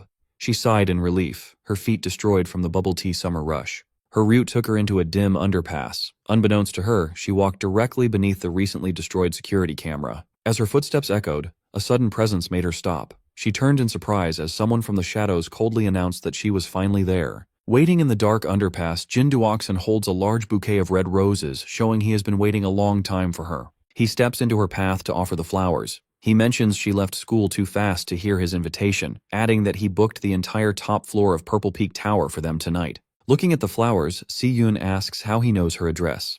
Jin Duoxin proudly credits his father, the city hospital director, saying finding such minor details is easy for him. Unimpressed, Si-Yun coldly replies that they are from different worlds. She tells him not to look for her again and walks away. Annoyed, Jin Duoxin grabs her arm to stop her. He complains about the effort it took to book the venue and angrily asks if she really plans to stand him up and humiliate him in front of his guests. Si-Yun glares at him, saying she doesn't care about his reputation. She then calls him out, telling him it is creepy that he stalked her all the way home. Triggered by being called creepy, Jin Duoxin loses his cool. With a dark expression, he threatens her, warning that she doesn't know who she is talking to or what he could do. Before he can finish his threat, Si-Yun swiftly counters and delivers a hard headbutt to his face. The impact sends him crashing to the ground, crying out in pain as he holds his bleeding nose. Standing over him, an angry Si-Yun yells at him to get his head checked at his father's hospital. Fuming, she walks away, warning him to stay away while complaining that his pathetic stunt ruined her day. Later that evening at her apartment building, a warm light shines from her family's window, offering a stark contrast to the dark alleyway. Upon arriving home, Si-Yun is amazed when she is given the fluffy white lion cub, Leo. Her eyes sparkle with instant adoration. She eagerly snuggles the tiny beast, completely in love, and excitedly asks her brother, Si-Chen, where he found such an adorable creature. Si-Chen introduces the cub as Leo, explaining he is a special gift for her. Overjoyed, she marvels at the fact that she gets to keep a baby lion. As Leo purrs in her arms, Si-Yun notices a strange detail. She wonders why the tiny cub already has a big mane, since normally only adult male lions grow them. She quickly ignores the mystery, declaring she will get him registered in the morning. Watching them bond, Si-Chen feels relieved, knowing his sister will be safe with the beast by her side while he is away. Suddenly, a loud chime from Si-Chen's phone interrupts his thoughts, and he looks down at the bright screen. A satisfied smile appears as he reads an email from the Guild Supervision Bureau. It confirms his application is approved. Relieved, Si-Chen thinks everything can now go exactly as planned. With his home life secure and paperwork done, Si-Chen looks confident. He is finally ready for his next major hurdle, the graduation tiebreaker duel against Gong Ting in 6 days. 6 days later, the tiebreaker exam begins at the city outskirts in Greenlight Forest. Director Gong Xuan tells both candidates to pay attention as he explains the exam details. Standing before a green portal at the base of a massive tree, Gong Xuan announces the school chose this wild dungeon for the tiebreaker. He adds that recent surveys rate the dungeon as D rank. He confirms that both Si-Chen and Gong Ting will enter at the same time and take the exam inside the same dungeon. He then warns the students that wild dungeons are unmapped and much more dangerous than standard school dungeons. Because of this risk, 3 senior guild members from Easternia will join as examiners. They will enter the dungeon with the candidates to keep them safe and score their performance. The team includes Ivan from the Imperial Guild, Yasmin Kai from the Divine Eye Guild, and Sato Woda from the Silver Guild. Gong Xuan explains that the final scores will be decided by what these 3 examiners see. Meanwhile, a live video feed of the exam is shown in a dark VIP room at the academy. Watching the screen, Gong Lin smirks. He silently hopes the 3 examiners handle their secret deal properly, ensuring a clean job with no loose ends. In the same room, Principal Yuan Long asks Vice Chairman Carl Cavendish why he is still at the academy since his official schedule ended 2 days ago. Carl laughs, watching Si-Chen and Gong Ting on the screen. He replies that nothing is more interesting than this event, admitting he hasn't seen 2 real prodigies fight in years and refuses to miss it. Pointing toward the green portal, Director Gong Xuan loudly declares the official start of the graduation tiebreaker exam. With fierce determination, the match between Si-Chen and Gong Ting begins. Without hesitation, both candidates walk directly into the glowing portal. Si-Chen steps out on the other side, covered in the lingering green energy of the portal. He looks around his new surroundings, finding himself in a gloomy, dark landscape filled with dead trees. Standing near the entrance, the examiners take in the eerie environment. Yasmin notes it looks like a flower-type dungeon. Beside her, Yvonne offers a cigarette to Sato, who shushes him, reminding him they are working and the camera drone is recording. Suddenly, a loud buzzing sound echoes in Si Chen's mind. He looks in shock as a bright red flashing hologram projects from his chest, painting his face in a red glow. The system flashes a large alert, warning him that a highly dangerous creature is nearby.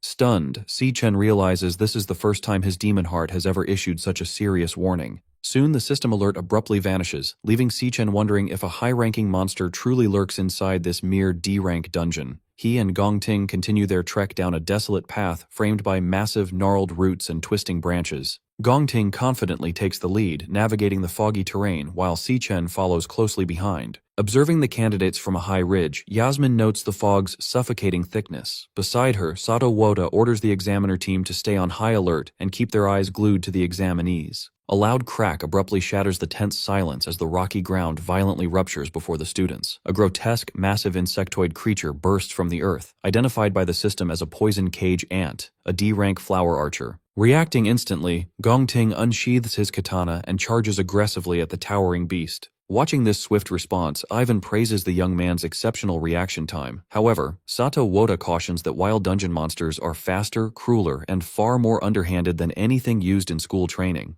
The poison cage ant initiates its attack by firing a toxic volley of glowing green projectiles, but Gong Ting agilely deflects every strike with his swift blade. With a fluid, powerful motion, Gong Ting leaps into the air and slices the monstrous insect cleanly in half. As the ant's severed upper torso crashes heavily to the ground, Gong Ting's blade flares with intense golden energy before he thrusts it straight through the fallen creature. Channeling his nuclear warrior class, Gong Ting executes a devastating blazeblade barrage, obliterating the monster in a massive, fiery explosion. Observing from the high ridge, Yasmin projects a glowing green 10 from her wrist device. She awards Gong Ting a perfect score for his field response, commending his instant reaction and effortless neutralization of the monster's ranged attacks. Yvonne also displays a perfect 10, praising Gong Ting's combat logic. He notes that severing the venom-launching organ immediately has effectively stripped the beast of its fighting capability. Sato Woda proudly holds up his own 10, awarding top marks for finishing power due to Gong Ting's unhesitating, clean, and decisive kill. As Gong Ting calmly holds his glowing sword, the examiners marvel at his surgical positioning, crowd control, and execution. They agree that maintaining such ice-cold composure against a wild monster is truly exceptional for a student. Sato Woda then directs their attention to Si Chen, who is casually wandering away with his hands in his pockets. Sato heavily criticizes his lack of reaction when the monster appeared, dismissing this apparent disinterest as a complete failure.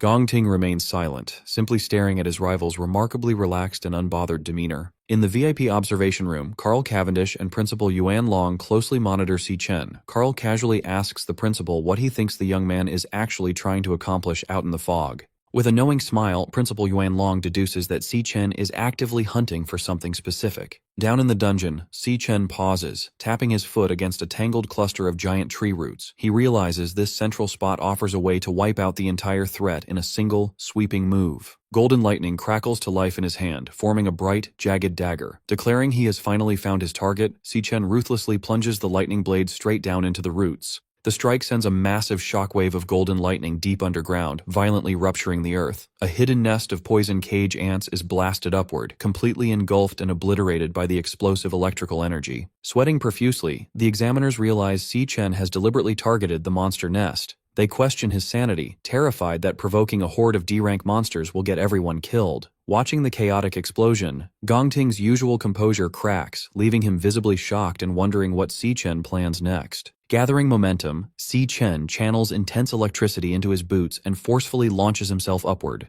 Tapping into his lightning assassin class, he activates his flash god skill, rocketing into the sky as a blinding streak of golden light. Moving at incomprehensible speeds, Si Chen intercepts the swarm of poison cage ants launched by his explosive trap. He unleashes a rapid, relentless flurry of slashes against the airborne monsters. Darting between targets mid-air, he leaves behind a zigzagging web of golden lightning, systematically shredding the entire cluster of beasts in seconds before gracefully descending back to Earth. As Si Chen touches down, the severed remains of the D-rank monsters rain from the sky while golden lightning slowly dissipates from his hands. Up on the ridge, the three examiners are completely dumbfounded. Sweating in disbelief, Sato Woda struggles to process the spectacle. As Si Chen casually casually brushes green monster blood off his jacket. The examiners realize in shock that his official school report lists him as a mere E-rank awakener. They find it utterly absurd that an E-rank student can effortlessly wipe out a massive swarm of D-rank monsters. Realizing they cannot logically justify giving such a flawless performance a low grade, the compromised examiners frantically whisper among themselves. Desperate to fulfill their corrupt deal to sabotage Si Chen, they consider inventing unfair excuses, like flagging his approach as dangerously reckless or penalizing his technique. Back in the VIP observation room, Carl erupts into boisterous laughter, praising Principal Yuan Long for accurately predicting that Si Chen is hiding his true potential.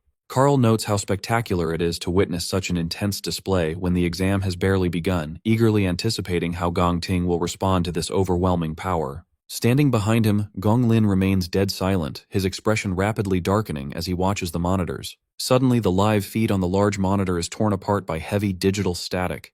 The image glitches wildly before going entirely blank, replaced by a stark red warning indicating a lost signal. Principal Yuan Long furrows his brow, staring at the dead monitor and questioning aloud why the transmission is cutting out yet again. Outside the dungeon entrance, rapid warning beeps blare from the monitoring equipment. A technician frantically types at his console as the system flashes a critical alert regarding a severe signal anomaly. The diagnostic screen shows the dungeon's official D-rank classification violently glitching into an unreadable question mark. Simultaneously, internal communication signal strength crashes to absolute zero. The technician stares at the corrupted data in pure shock. Director Gongshuan breaks into a cold sweat, demanding to know what catastrophic event is happening inside the dungeon. Their panic peaks when the portal's swirling green energy suddenly dissipates. The glowing threshold vanishes entirely, leaving nothing but an ordinary empty cave opening that effectively traps the candidates inside. Deep within the isolated dungeon, a sinister, ethereal melody begins echoing through the gloom, physically manifesting as floating, glowing pink and green musical notes.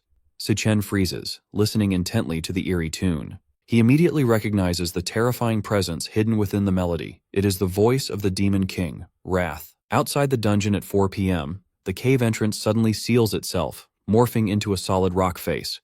Director Gongshuan panics, demanding to know how the gateway has vanished. A technician reports a complete loss of connection, noting that the equipment threw a series of critical signal errors just moments prior. Sweating with anxiety, he orders his staff to get command on the line immediately. He fears that a catastrophe has just unfolded inside the isolated dungeon. Meanwhile, inside the dungeon, an eerie melody physically manifests as floating musical notes in the air. Si Chen and Gong Ting pause, taking notice of the bizarre phenomenon surrounding them.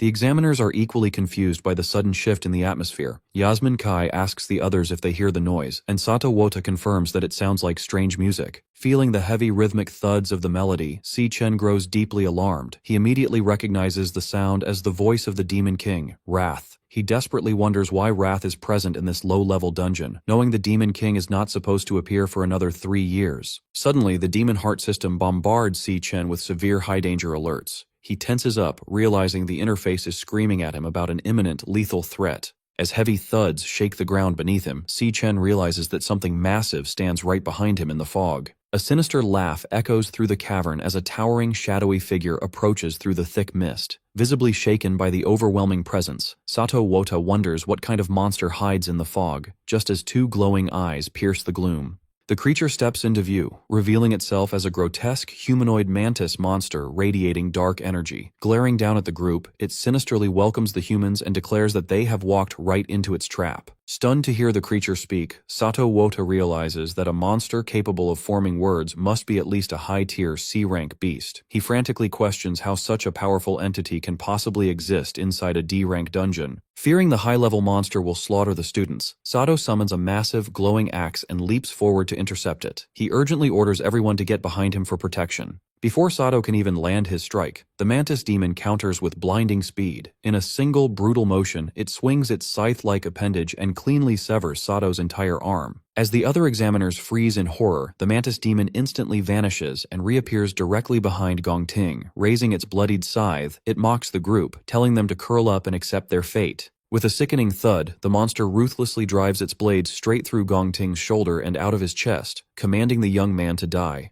Despite being impaled, Gong Ting grits his teeth through the agonizing pain. Instead of falling, a fierce, crazed grin spreads across his face. Capitalizing on the monster's close proximity, Gong Ting swings his flaming golden sword down and brutally chops off the creature's trapped scythe arm, leaving the mantis demon wide-eyed in shock. Without missing a beat, Gong Ting follows up with a powerful mid-air kick that launches the crippled beast backward across the rocky terrain. Bleeding heavily from the massive hole in his shoulder, Gong Ting ignores his severe injuries and glares with glowing eyes. He declares that since the Overlord drew first blood, the kill belongs to him under the principle of combat priority. He fiercely warns Si Chen not to dare interfere in the fight. Si Chen watches the monster intently, his eyes glowing green as he uses his abilities to assess the creature's true power. The system interface updates the mantis demon's classification, confirming to everyone that it is actually a highly dangerous C-rank high-tier beast. Seeing the massive hole in Gong Ting's shoulder, Yasmin Kai urgently yells at him to get medical treatment. She pleads with him to suspend the exam and let them pull him out, warning that the monster is completely out of his league. Gong Ting flatly refuses. Gathering intense fire magic in his hand, he completely rejects the idea of giving up. Si Chen watches in shock as Gong Ting presses his burning hand directly against his bleeding chest, using the raw heat of his own flames to painfully cauterize the severe wound. Pushing through the agonizing pain, Gong Ting fiercely declares that the fight does not end until one of them is dead. Without hesitation, Gong Ting leaps high into the air and brings his flaming sword down toward the crippled mantis demon to continue his assault. Meanwhile, outside the sealed dungeon, Silas Lin, the leader of the Imperial Guild's King Squad, assesses the vanished entrance. He calmly explains that this phenomenon indicates a highly intelligent monster operates inside, one that purposely lured the humans in before snapping the trap shut. Director Gongshen panics, desperately asking if there is any way to force the entrance back open since the students are still trapped inside. Silas coldly states that there is only one way to make the exit reappear. Someone on the inside must track down and kill the dungeon's overlord. Desperate for a silver lining, Director Gongshuan tries to rationalize the situation. He suggests that since a standard D-rank dungeon caps out at a C-rank overlord, the trapped examiners and students should still have a fighting chance to kill it and escape. Silas quickly shatters his optimism. He reveals that the initial D-rank reading is just a fabricated mask created by the Overlord to purposely disguise the dungeon's true, deadly nature. Connecting the clues, Silas deduces that this specific dungeon is the culprit behind the recent string of Awakener disappearances his team has been investigating. He gravely informs a horrified Gongshuan that the trap they stand in front of is actually an extraordinarily dangerous B-rank dungeon. Meanwhile, in the dungeon, the monstrous insect attacks relentlessly with its scythe-like arms. Gong Ting stands his ground, parrying the heavy blows with his flaming katana. He quickly retreats to evade a sweeping strike. As the beast raises its arm for a devastating blow, Gong Ting vaults into the air. The creature's attack misses. Its bladed limb buries deep into the ground and becomes firmly stuck. Seizing the opportunity, Gong Ting declares that he has the monster trapped. With a swift, powerful swing of his glowing sword, he severs the creature's head. The decapitated head tumbles across the rocky terrain as the rest of the group gathers. Yasmin watches in stunned disbelief, amazed that Gong Ting has managed to defeat the Overlord entirely on his own. She admits that his strength is genuinely formidable. Nearby, Ivan channels a green healing aura into Sato Wota's injured arm, asking if he is recovering. Sweating, Sato expresses his gratitude for the timely intervention. However, Sato's relief vanishes as he checks his smartwatch. He alerts the others in a panic that his device has lost its signal, leaving them completely isolated. Yasmin and Ivan immediately check their own gear. Yasmin confirms her connection is gone, while Ivan grimly notes that every signal, including their compass positioning system, is completely dead. Sato panics, demanding to know when the camera drones went offline. Gong Ting looks back at him in confusion. Suddenly, the headless mantis monster stands back up. Without warning, the decapitated creature lunges straight at a shocked Gong Ting. Si Chen instantly intervenes, unleashing a flurry of golden lightning strikes that slice the creature into pieces. The system confirms the kill, awarding him experience points. Still reeling, Gong Ting demands to know how the monster kept moving after he cleanly chopped off its head. Si Chen calmly explains that the mantis was never the true overlord. It has been hypnotized the entire time, allowing its body to fight even after death. He urgently orders the examiners and Gong Ting to leave the dungeon immediately, warning that any of them could be the next target.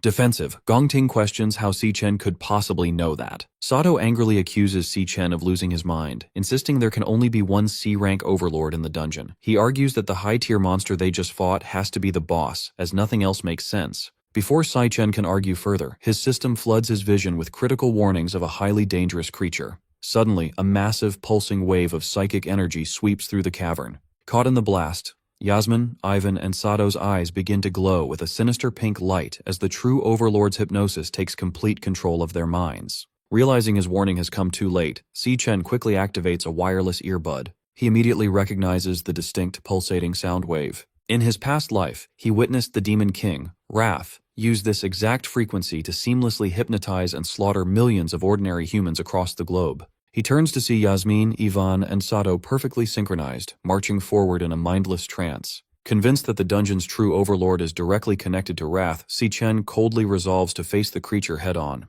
As he follows the hypnotized examiners deeper into the dark cavern, Si Chen's system continuously bombards him with warnings about highly dangerous creatures ahead. The group soon arrives at a massive, eerie lair filled with glowing green egg sacs, where towering dark serpents guard a central, cloth-draped figure. Si Chen remains completely unaffected by the monster's alpha frequency thanks to the counter-frequency audio track playing in his earbud, a precaution he prepared specifically for Wrath. However, knowing the unprotected examiners could drop dead from the mental strain at any second, he decides to kill the overlord immediately. The sinister entity senses their arrival, its voice echoing through the cavern as it hungers for their fresh flesh. Si Chen glares back coldly, ready to fight. In a flashback to years ago, an exhausted and bloody young Gong Ting stands over his brother Gong Cheng after brutally beating him with a broken wooden stick. Watching the violent scene, their father, Gong Lin, coldly congratulates 8-year-old Gong Ting on his victory. Sitting comfortably at a fancy dining table, Gong Lin explains the family's harsh rules. The winner earns the right to eat, while the loser, young Gong Chung, must kneel on the ground until sunrise. Left outside, a bruised and beaten Gong Chung kneels obediently as his stomach growls from hunger. Gong Ting secretly approaches his defeated brother and offers him a piece of bread. Surprised and scared, Gong Chung whispers that their father will severely punish him if he gets caught. Ignoring the risk, Gong Ting firmly tells his brother to shut up and eat. However, Gong Ting's act of kindness is quickly discovered. He is viciously slapped across the face and forced to kneel on the floor, trembling as his father holds a whip over him. Standing over his beaten son, Gong Lin asks if he understands why the Gong family has so much power and status today. He proudly declares that it is because he has never lost a single fight. He drills his ruthless mindset into his son, stating that winners make the rules, and losers are forced to follow them. Still defiant despite the abuse, young Gong Ting asks his father if beating him means he gets to make the rules. Gong Lin simply laughs at the challenge. Years later, a badly beaten Gong Ting collapses to his hands and knees. He coughs up blood as his shattered sword falls to the ground, angrily asking his father why he refused his challenge for a fair duel. He demands to know why his father ordered Silas Lin to step in and attack him instead. Unbothered, Gong Lin smirks and explains that his true strength isn't just in his own hands, but in the power and authority he commands over others. Looking down at his defeated son, he says that the world does not run on fair rules. Instead, it runs on one simple truth: you must win no matter what. He continues to drill into Gong Ting that the method doesn't matter, only the final result. As a member of the Gong family, he is expected to always be number one, even if it means throwing away his family, his loyalty, and his own dreams. Gong Lin coldly finishes his lecture, stating that winning is the only reason Gong Ting is allowed to live. These harsh words echo back to Gong Ting's childhood, permanently scarring him with the belief that his survival depends entirely on always winning. Back in the present, the group stands in front of the massive hidden monster overlord. It is surrounded by a nest of giant snakes and glowing green egg sacs. Si Chen remains completely unaffected by the creature's mind control magic because he prepared a special audio track in his earbud, expecting to face the Demon King Wrath sooner or later. Knowing the hypnotized examiners have no protection and could die from the mental strain at any second, he decides to kill the beast immediately. Right before he can attack, Gong Ting suddenly grabs his wrist and desperately whispers for him to stop. To break free from the monster's mind control, Gong Ting roughly digs his fingers right into his own severe chest wound, spilling fresh blood onto the floor. Breathing heavily from the intense pain, he admits he doesn't know how Si Chen resisted the trance. He explains that hurting himself is his own way of keeping his mind clear. He urgently warns Si Chen that a reckless attack will give away their position and get everyone killed. Sweating heavily, he points out the countless glowing eggs surrounding the monster's throne. He explains that if they trigger the nest, they will be swarmed by dozens of C-rank monsters, making survival impossible. Looking at the trap, he realizes the smart overlord disguised its home as a weak dungeon to lure in and kill unsuspecting awakeners. Because of this trick, he is sure the monster will eventually come to them on its own. He suggests a new plan. They should play along and stay still. The second the overlord gets close enough, they will launch a surprise attack and kill it together. Si Chen looks a bit impressed, admitting he didn't expect Gong Ting to think so clearly and logically under pressure. Despite the compliment, Si Chen completely rejects the plan. He warns Gong Ting that waiting won't work because this specific monster doesn't even need to move to kill them. He explains that the overlord doesn't need to attack them physically. With just a single thought, it can force anyone under its spell to kill themselves. Just as he says this, the hypnotized examiners prepare to end their own lives. Sato pulls out a saw, Yasmin points her gun at her head, and Ivan begins choking himself. Acting instantly, Si-Chen uses his lightning speed to strike all three examiners, knocking them safely unconscious before they can hurt themselves. The sudden movement catches the Overlord's attention. Realizing its prey is fighting back, the monster angrily declares that its food has been ruined. Reacting to the threat, the Overlord triggers the glowing green egg sacs, causing them to violently burst open. Dozens of dangerous C-rank blade arm mantises crawl out of the eggs as the Overlord orders the swarm to kill the intruders. As the deadly horde surrounds them, Gong Ting realizes their stealth plan is ruined and decides it is time for an emergency backup plan. Drawing his sword, he steps firmly in front of the unconscious examiners. He orders Si-Chen to grab the three adults and escape the dungeon, promising to hold off the monster swarm all by himself. Si-Chen is completely surprised by Gong Ting's selfless choice to sacrifice his own life for their safety. Gong Ting admits he knows he can't defeat the entire swarm of C-rank monsters alone. However, he firmly states that he can at least buy Si-Chen enough time to run away with the others. Clashing his flaming sword against a charging mantis, Gong Ting yells that he is taking responsibility. He blames himself for demanding the tiebreaker duel and dragging everyone into this deadly trap. The overwhelming physical strength of the monster's strike overpowers Gong Ting, easily knocking him backward. Stabbing his sword into the ground to stop himself from sliding, a panting Gong Ting stubbornly insists that since the situation is entirely his fault, he has to be the one to fix it. Si-Chen steps forward, admitting that he had completely misjudged his rival's character. As his system starts a class switch, he reminds Gong Ting that he wasn't the only one who agreed to the duel.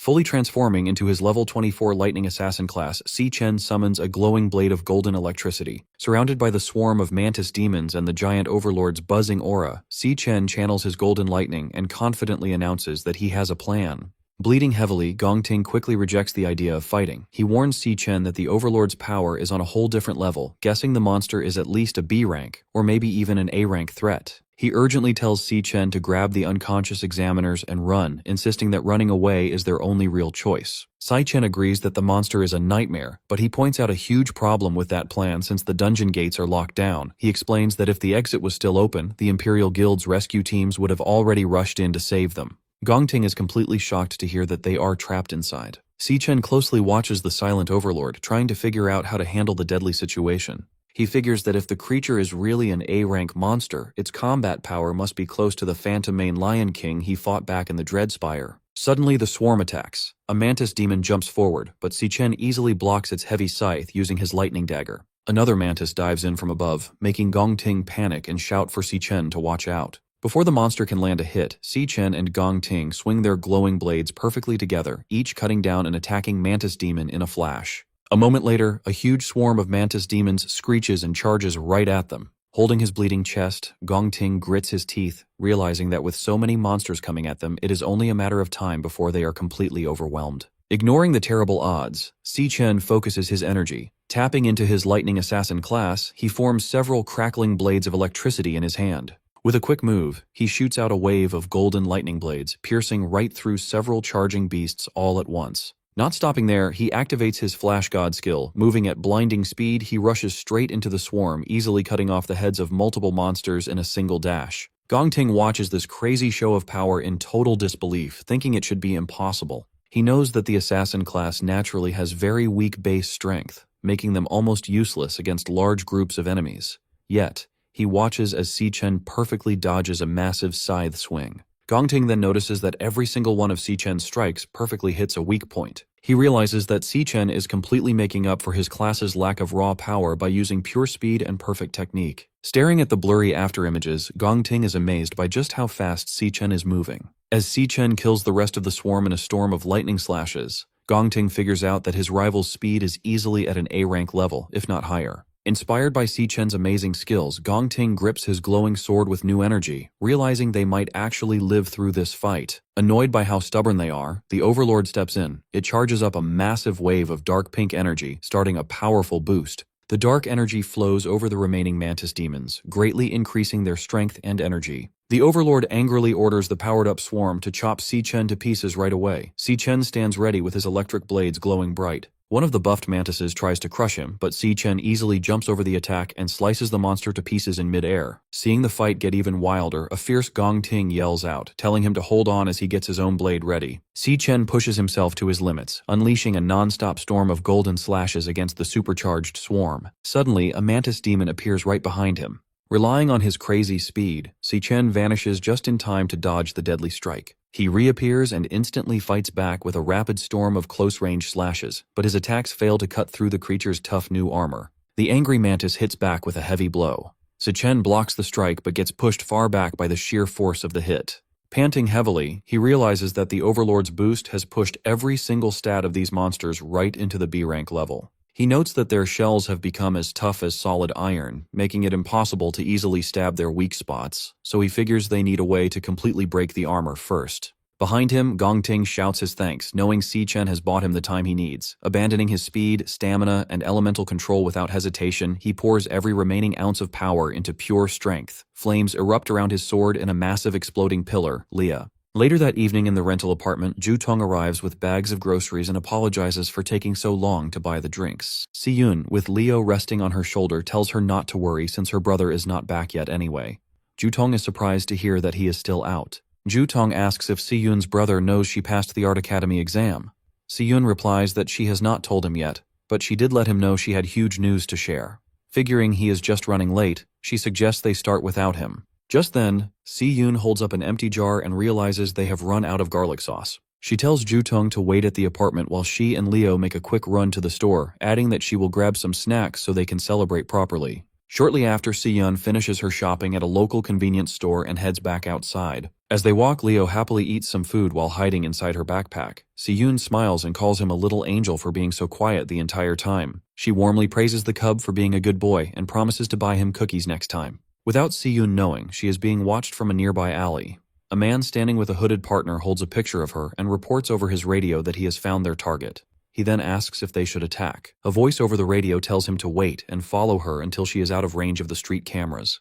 The man confirms the order and keeps watching. As Si Yun walks home, the sound of heavy footsteps follows closely behind her. The stalkers match her pace and start to close the distance. Knowing that the men have been following her since she left the store, Si Yun wonders what exactly they want from her. Hidden inside her backpack, Leo lets out a warning growl. Si Yun gently holds him and asks the cub if he senses the danger too. She whispers for Leo to stay hidden inside.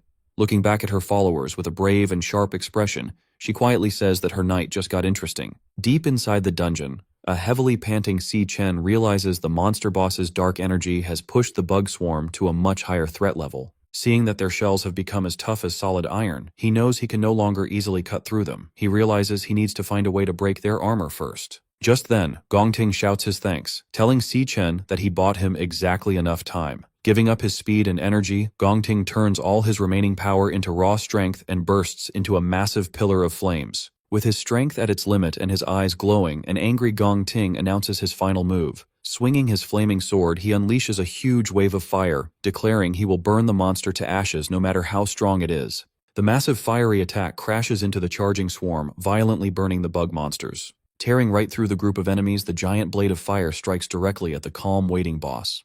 The strike explodes upon impact, trapping the monster in a huge, blinding blast of fire. Barely able to stand, Gong Ting falls to his knees and leans heavily on his sword. He realizes that his physical energy and magic are completely gone. Wiping sweat from his face, a tired Gong Ting breathes a sigh of relief. As the flames clear to show the burned remains of the swarm, he happily says that the fight is finally over. However, an evil laugh echoes from inside the fading fire.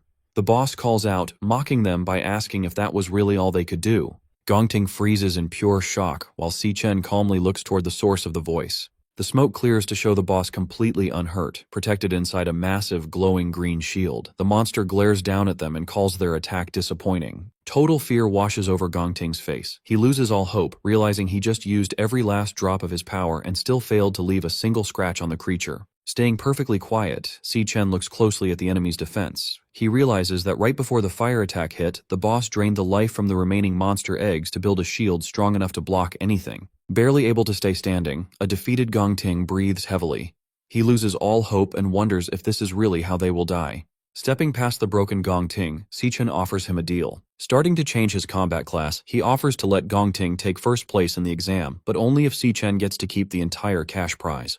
He adds one strict rule: Gong Ting must never speak a word about what he is about to see. Calling forth his glowing sword, Si Chen fully changes into his secret demonic class. Gong Ting stares in disbelief, shocked to realize that his rival actually has two different combat classes. Without warning, streams of glowing pink energy begin to violently pull themselves out from the dead bodies of the bugs. He activates a special skill that drains the leftover energy and strength from the nearby dead bodies, turning it directly into his own power. A massive pillar of pink energy bursts around Si Chen as his power levels rapidly shoot up to new heights. Covering his face from the strong wind, Gong Ting watches the incredible display of power in pure shock. Even the boss pauses, silently staring at the boy. Breathing out a cloud of energy through his sharp teeth, Si Chen feels his strength and stamina reach their absolute limit. Glowing with a dark demonic energy, he confidently repeats his earlier claim. He will kill the monster himself. The Overlord makes its next move, casting Soul Rest Enigma. A surge of energy burst from the monster's glowing green shield, flooding the cavern with psychic pressure. The mental assault slams into Gong Ting. Bleeding and spent, he grabs his head in agony, cursing the hypnosis clawing at his mind again. Si Chen, fully transformed, doesn't even flinch. The Overlord freezes when Si Chen starts walking toward it, with his massive sword resting on his shoulder. Confused, the monster demands to know why its hypnosis has no effect on him. Frantic to put him down, the Overlord fires off Sonic Hell, blasting a shockwave outward. The force rips through the cavern, but Si Chen holds his ground while Gong Ting buckles under the pressure, crying out in pain. The Overlord locks its gaze on the boy. Si Chen stares right back, eyes glowing. He takes a step forward and keeps walking, heading straight for the shielded monster. Panic hits the Overlord. It stammers, unable to understand how its attack did nothing. The Overlord commands its summons to tear Si Chen apart, and a massive shadowy serpent lunges at him. Si Chen grips his glowing sword and with one brutal swing splits the serpent's head in two. The beast crashes to the ground. Two more giant serpents dive at him from above. He braces, swings his blade in a wide arc, and takes both their heads off in a single cut. With his path clear, Si Chen charges straight toward the Overlord. The monster laughs, declaring its barrier can't be broken. Si Chen asks if that's true and leaps high, positioning himself above the glowing shield. The system announces his Stellar Warrior skill, Ossuary Collapse, draining the remaining strength from surrounding monster corpses to feed his own power. Si Chen lets out a roar. He brings his sword down with everything he has, and the barrier shatters into pieces. The Overlord stares in disbelief. Gong Ting can't believe it. His rival just destroyed the shield in a single hit. Si Chen drops his weapon and charges his fist with blinding energy. The system confirms the activation of Triple Cataclysm in crushing mode. He drives his fist through the Overlord's body, blowing it apart with a surge of raw energy. The punch slams the Overlord into the ground. As the smoke clears from the crater, the Overlord, reduced to a shadowy remnant, mutters, half dead. Standing over the broken monster, Si Chen orders it to talk. He wants to know its connection to Wrath. The Overlord is stunned, asking how a human could know Lord Wrath's name. Si Chen demands an answer. The Overlord spits back that if it knew where the Demon King was, it wouldn't be rotting in this dungeon instead of trying to break his seal. Si Chen freezes. The implication hits him. Someone in this world managed to seal Wrath away. The Overlord bursts into laughter, warning that Lord Wrath will rise again. It vows the Demon King will reclaim his armies and slaughter every last human down to the bone. The Overlord's core ruptures and dissolves into the air. Si Chen reaches out as the system activates, devouring the monster's glowing green essence. The system confirms the absorption, granting Si Chen a new Flower Mage class called Phantom Sorcerer, equipped with the Overlord's psychic attacks and barrier skills. His level jumps to 25, and he earns 3 rare black-scale snake galls. Reviewing his new class, Si Chen connects the dots. Wrath didn't just appear out of nowhere in the future. The Demon King had already been trapped in their world long before the invasion began. A massive hidden conflict happened in the past to seal him, and Si Chen knows nothing about it. His thoughts break when he notices Gong Ting limping toward him. Injured and coughing blood, Gong Ting admits he never expected to fight a dual-class user. He concedes that Si Chen is on another level and acknowledges him as the winner of their duel. Gong Ting gives his word that Si Chen's secret is safe, promising to take everything he saw today to his grave. His strength gives out. He coughs up more blood and drops against the cavern wall. Si Chen tells him to hang on. With the Overlord dead, the dungeon exit should reopen, and the guild's rescue teams will pour in any second. Then Si Chen freezes. His passive pact skill triggers, flooding his mind with a warning. The system forces a shared vision on him, showing what his contracted beast, Leo, is looking at. A hostile man radiating dark, swirling energy. Si Chen realizes where Leo is and yells his sister's name. The psychic link reveals an awakener with glowing green eyes, commanding shadowy tentacles. The man is cornering a terrified Si Yun, who clutches Leo to her chest, shielding the small cub from the creeping appendages. Late afternoon on June 24th, Si-yoon is making her way back home through the narrow streets of the city. Ever since she stepped out of the convenience store, she's had some seriously creepy shadows matching her every step. Two smirking thugs are trailing right behind her. Hidden inside her backpack, little Leo can sense the hostility too, letting out a tiny, protective growl. Feeling the backpack shift, Si-yoon asks her cub if he's sensing the danger as well, but instead of panicking, she gently holds the bag and tells her little partner to stay completely hidden inside. Rather than getting scared, Si-yoon turns back with a fierce, brave expression. Honestly, she's almost glad they followed her because her boring night just got a whole lot more interesting. She immediately taps into her survival instincts. When you're being followed, rule number 1 is to get somewhere crowded. Charging down a flight of stairs, she heads straight for the bustling market district. At this time of evening, the local restaurant row is absolutely packed. Using the chaos of the dinner rush to her advantage, she quickly slips into the massive crowd, effortlessly blending in with the shoppers and diners to break her stalker's line of sight. Behind her, the thugs are quickly losing ground. The beanie-wearing guy starts aggressively shoving people aside, frantically trying to force his way through the dense crowd. But Si-yoon's evasion game is on point. The exact millisecond they get distracted by the busy crowd and look away, she vanishes into thin air. The two thugs are left standing in the middle of the street in absolute shock. They panic, looking around for any sign of her. Meanwhile, Si-yoon makes a quick run into a quiet, secluded alleyway to hide. She catches her breath and looks back, relieved to confirm that the creepy stalkers are finally gone. Just as Si-yoon thinks she's managed to escape, a heavy step echoes right in front of her. She stops dead in her tracks, startled to find a shady older man with slicked-back white hair standing on the steps of her own apartment building. Casually puffing on a cigarette, he mockingly complains that he's been waiting forever because the building's door is locked. Her heart drops as she realizes this was a coordinated setup. Horrified, Si-yoon backs away, demanding to know who they are and how on earth they figured out exactly where she lives.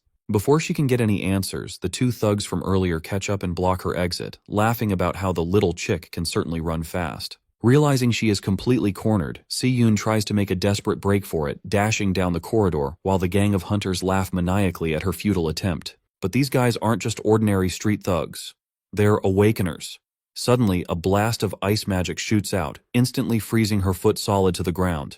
The sudden momentum sends her crashing face first onto the hard pavement, knocking her backpack away. Her foot is completely shattered in ice as a glowing blue, frost-coated hand looms over her. The disgusting beanie thug stands over her, drooling like a psycho. He mockingly asks if she's all tuckered out, telling her to take a little breather and keep him entertained for a while. Just as the creepy stalker is about to lay his hands on her, Si-yoon screams out in panic. But before the creep can even touch her, a giant spectral paw slams directly into his face with insane force, sending him flying backward through the air and crashing brutally onto the pavement, which even surprises the white-haired leader. A heavy thud rattles the pavement. Stepping directly in front of a trembling Si-yoon is a colossal, majestic white lion. Si-yoon is shocked, staring at the majestic, glowing beast. Her eyes widen in pure disbelief as she realizes this legendary predator is none other than her little Leo.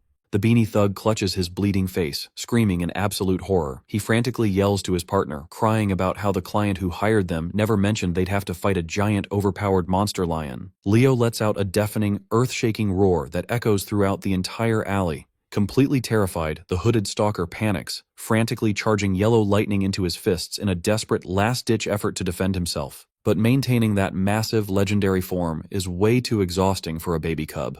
Right after his big, heroic entrance, Leo's energy runs out, and he immediately de-transforms, shrinking back down into his cute, tiny self before tumbling onto his back, completely dizzy. Seeing her fluffy little guardian instantly pass out from exhaustion, Si-yoon panics and immediately scoops her tiny champion up into her arms as she frantically checks to see if he is going to be okay after expending all his energy. Watching the legendary lion immediately shrink back into a helpless, dizzy baby, the white-haired leader looks on with utter disappointment. He scoffs, muttering that he actually thought the beast was going to be something special. With a cold snap of his fingers, he decides to end this game and reveals his own terrifying awakener power. Massive, thorny wooden roots violently rip right through the concrete floor, swarming the narrow alleyway as he sneers that the cub couldn't even maintain its form for 10 seconds. The giant, writhing vines swirl and coil around Si-yoon, trapping her in a thorny, living cage. Clutching a dazed Leo tightly to her chest, she desperately warns the man to stay back. But her warnings mean absolutely nothing to a seasoned killer. Coiling the sharp, thorny branches closer and closer to her face, the leader coldly tells her not to waste his time. He gives her a terrifying ultimatum. She can hand the beast over herself or he'll gladly tear it away from her corpse. Just as the leader is about to close his trap, Leo's eyes shine, and the legendary contract skill triggers. Stellar Warp. Consuming his mental control, a massive warp portal opens, and in a flash of pink light, Si-Chen teleports directly to Leo's location and delivers a devastating kick straight to the leader's face. The sheer kinetic force of the teleport strike sends the thug flying backward like a ragdoll, crashing brutally through the metal alleyway bins. Si-Chen calmly turns to his sister and apologizes for being late, casually explaining that his dungeon business took a bit longer than expected before asking if she and Leo are doing all right. Meanwhile, the hooded thug is completely bewildered, wondering where this overpowered monster of a guy suddenly spawned from. Still deeply shaken, his sister frantically tries to explain the situation, warning him that she has no idea how they tracked her down and that they are all high-level awakeners. But Si-Chen just looks back with a reassuring smile, telling her to take a deep breath because her big brother is here now. Meanwhile, the leader emerges from the rubble. Seeing his plan get instantly disrupted, he snaps, furious at himself for letting his guard down for even a second. With thorny wooden roots coiling tightly around his body, he screams that Si-Chen has just made the biggest mistake of his life, vowing to bring their decapitated heads back to his client and demand triple the pay. But our boy doesn't even flinch. Clenching his fist as golden lightning begins to violently crackle around his knuckles, Si-Chen calmly tells his sister to get behind him and stay there, promising that this is not going to take long.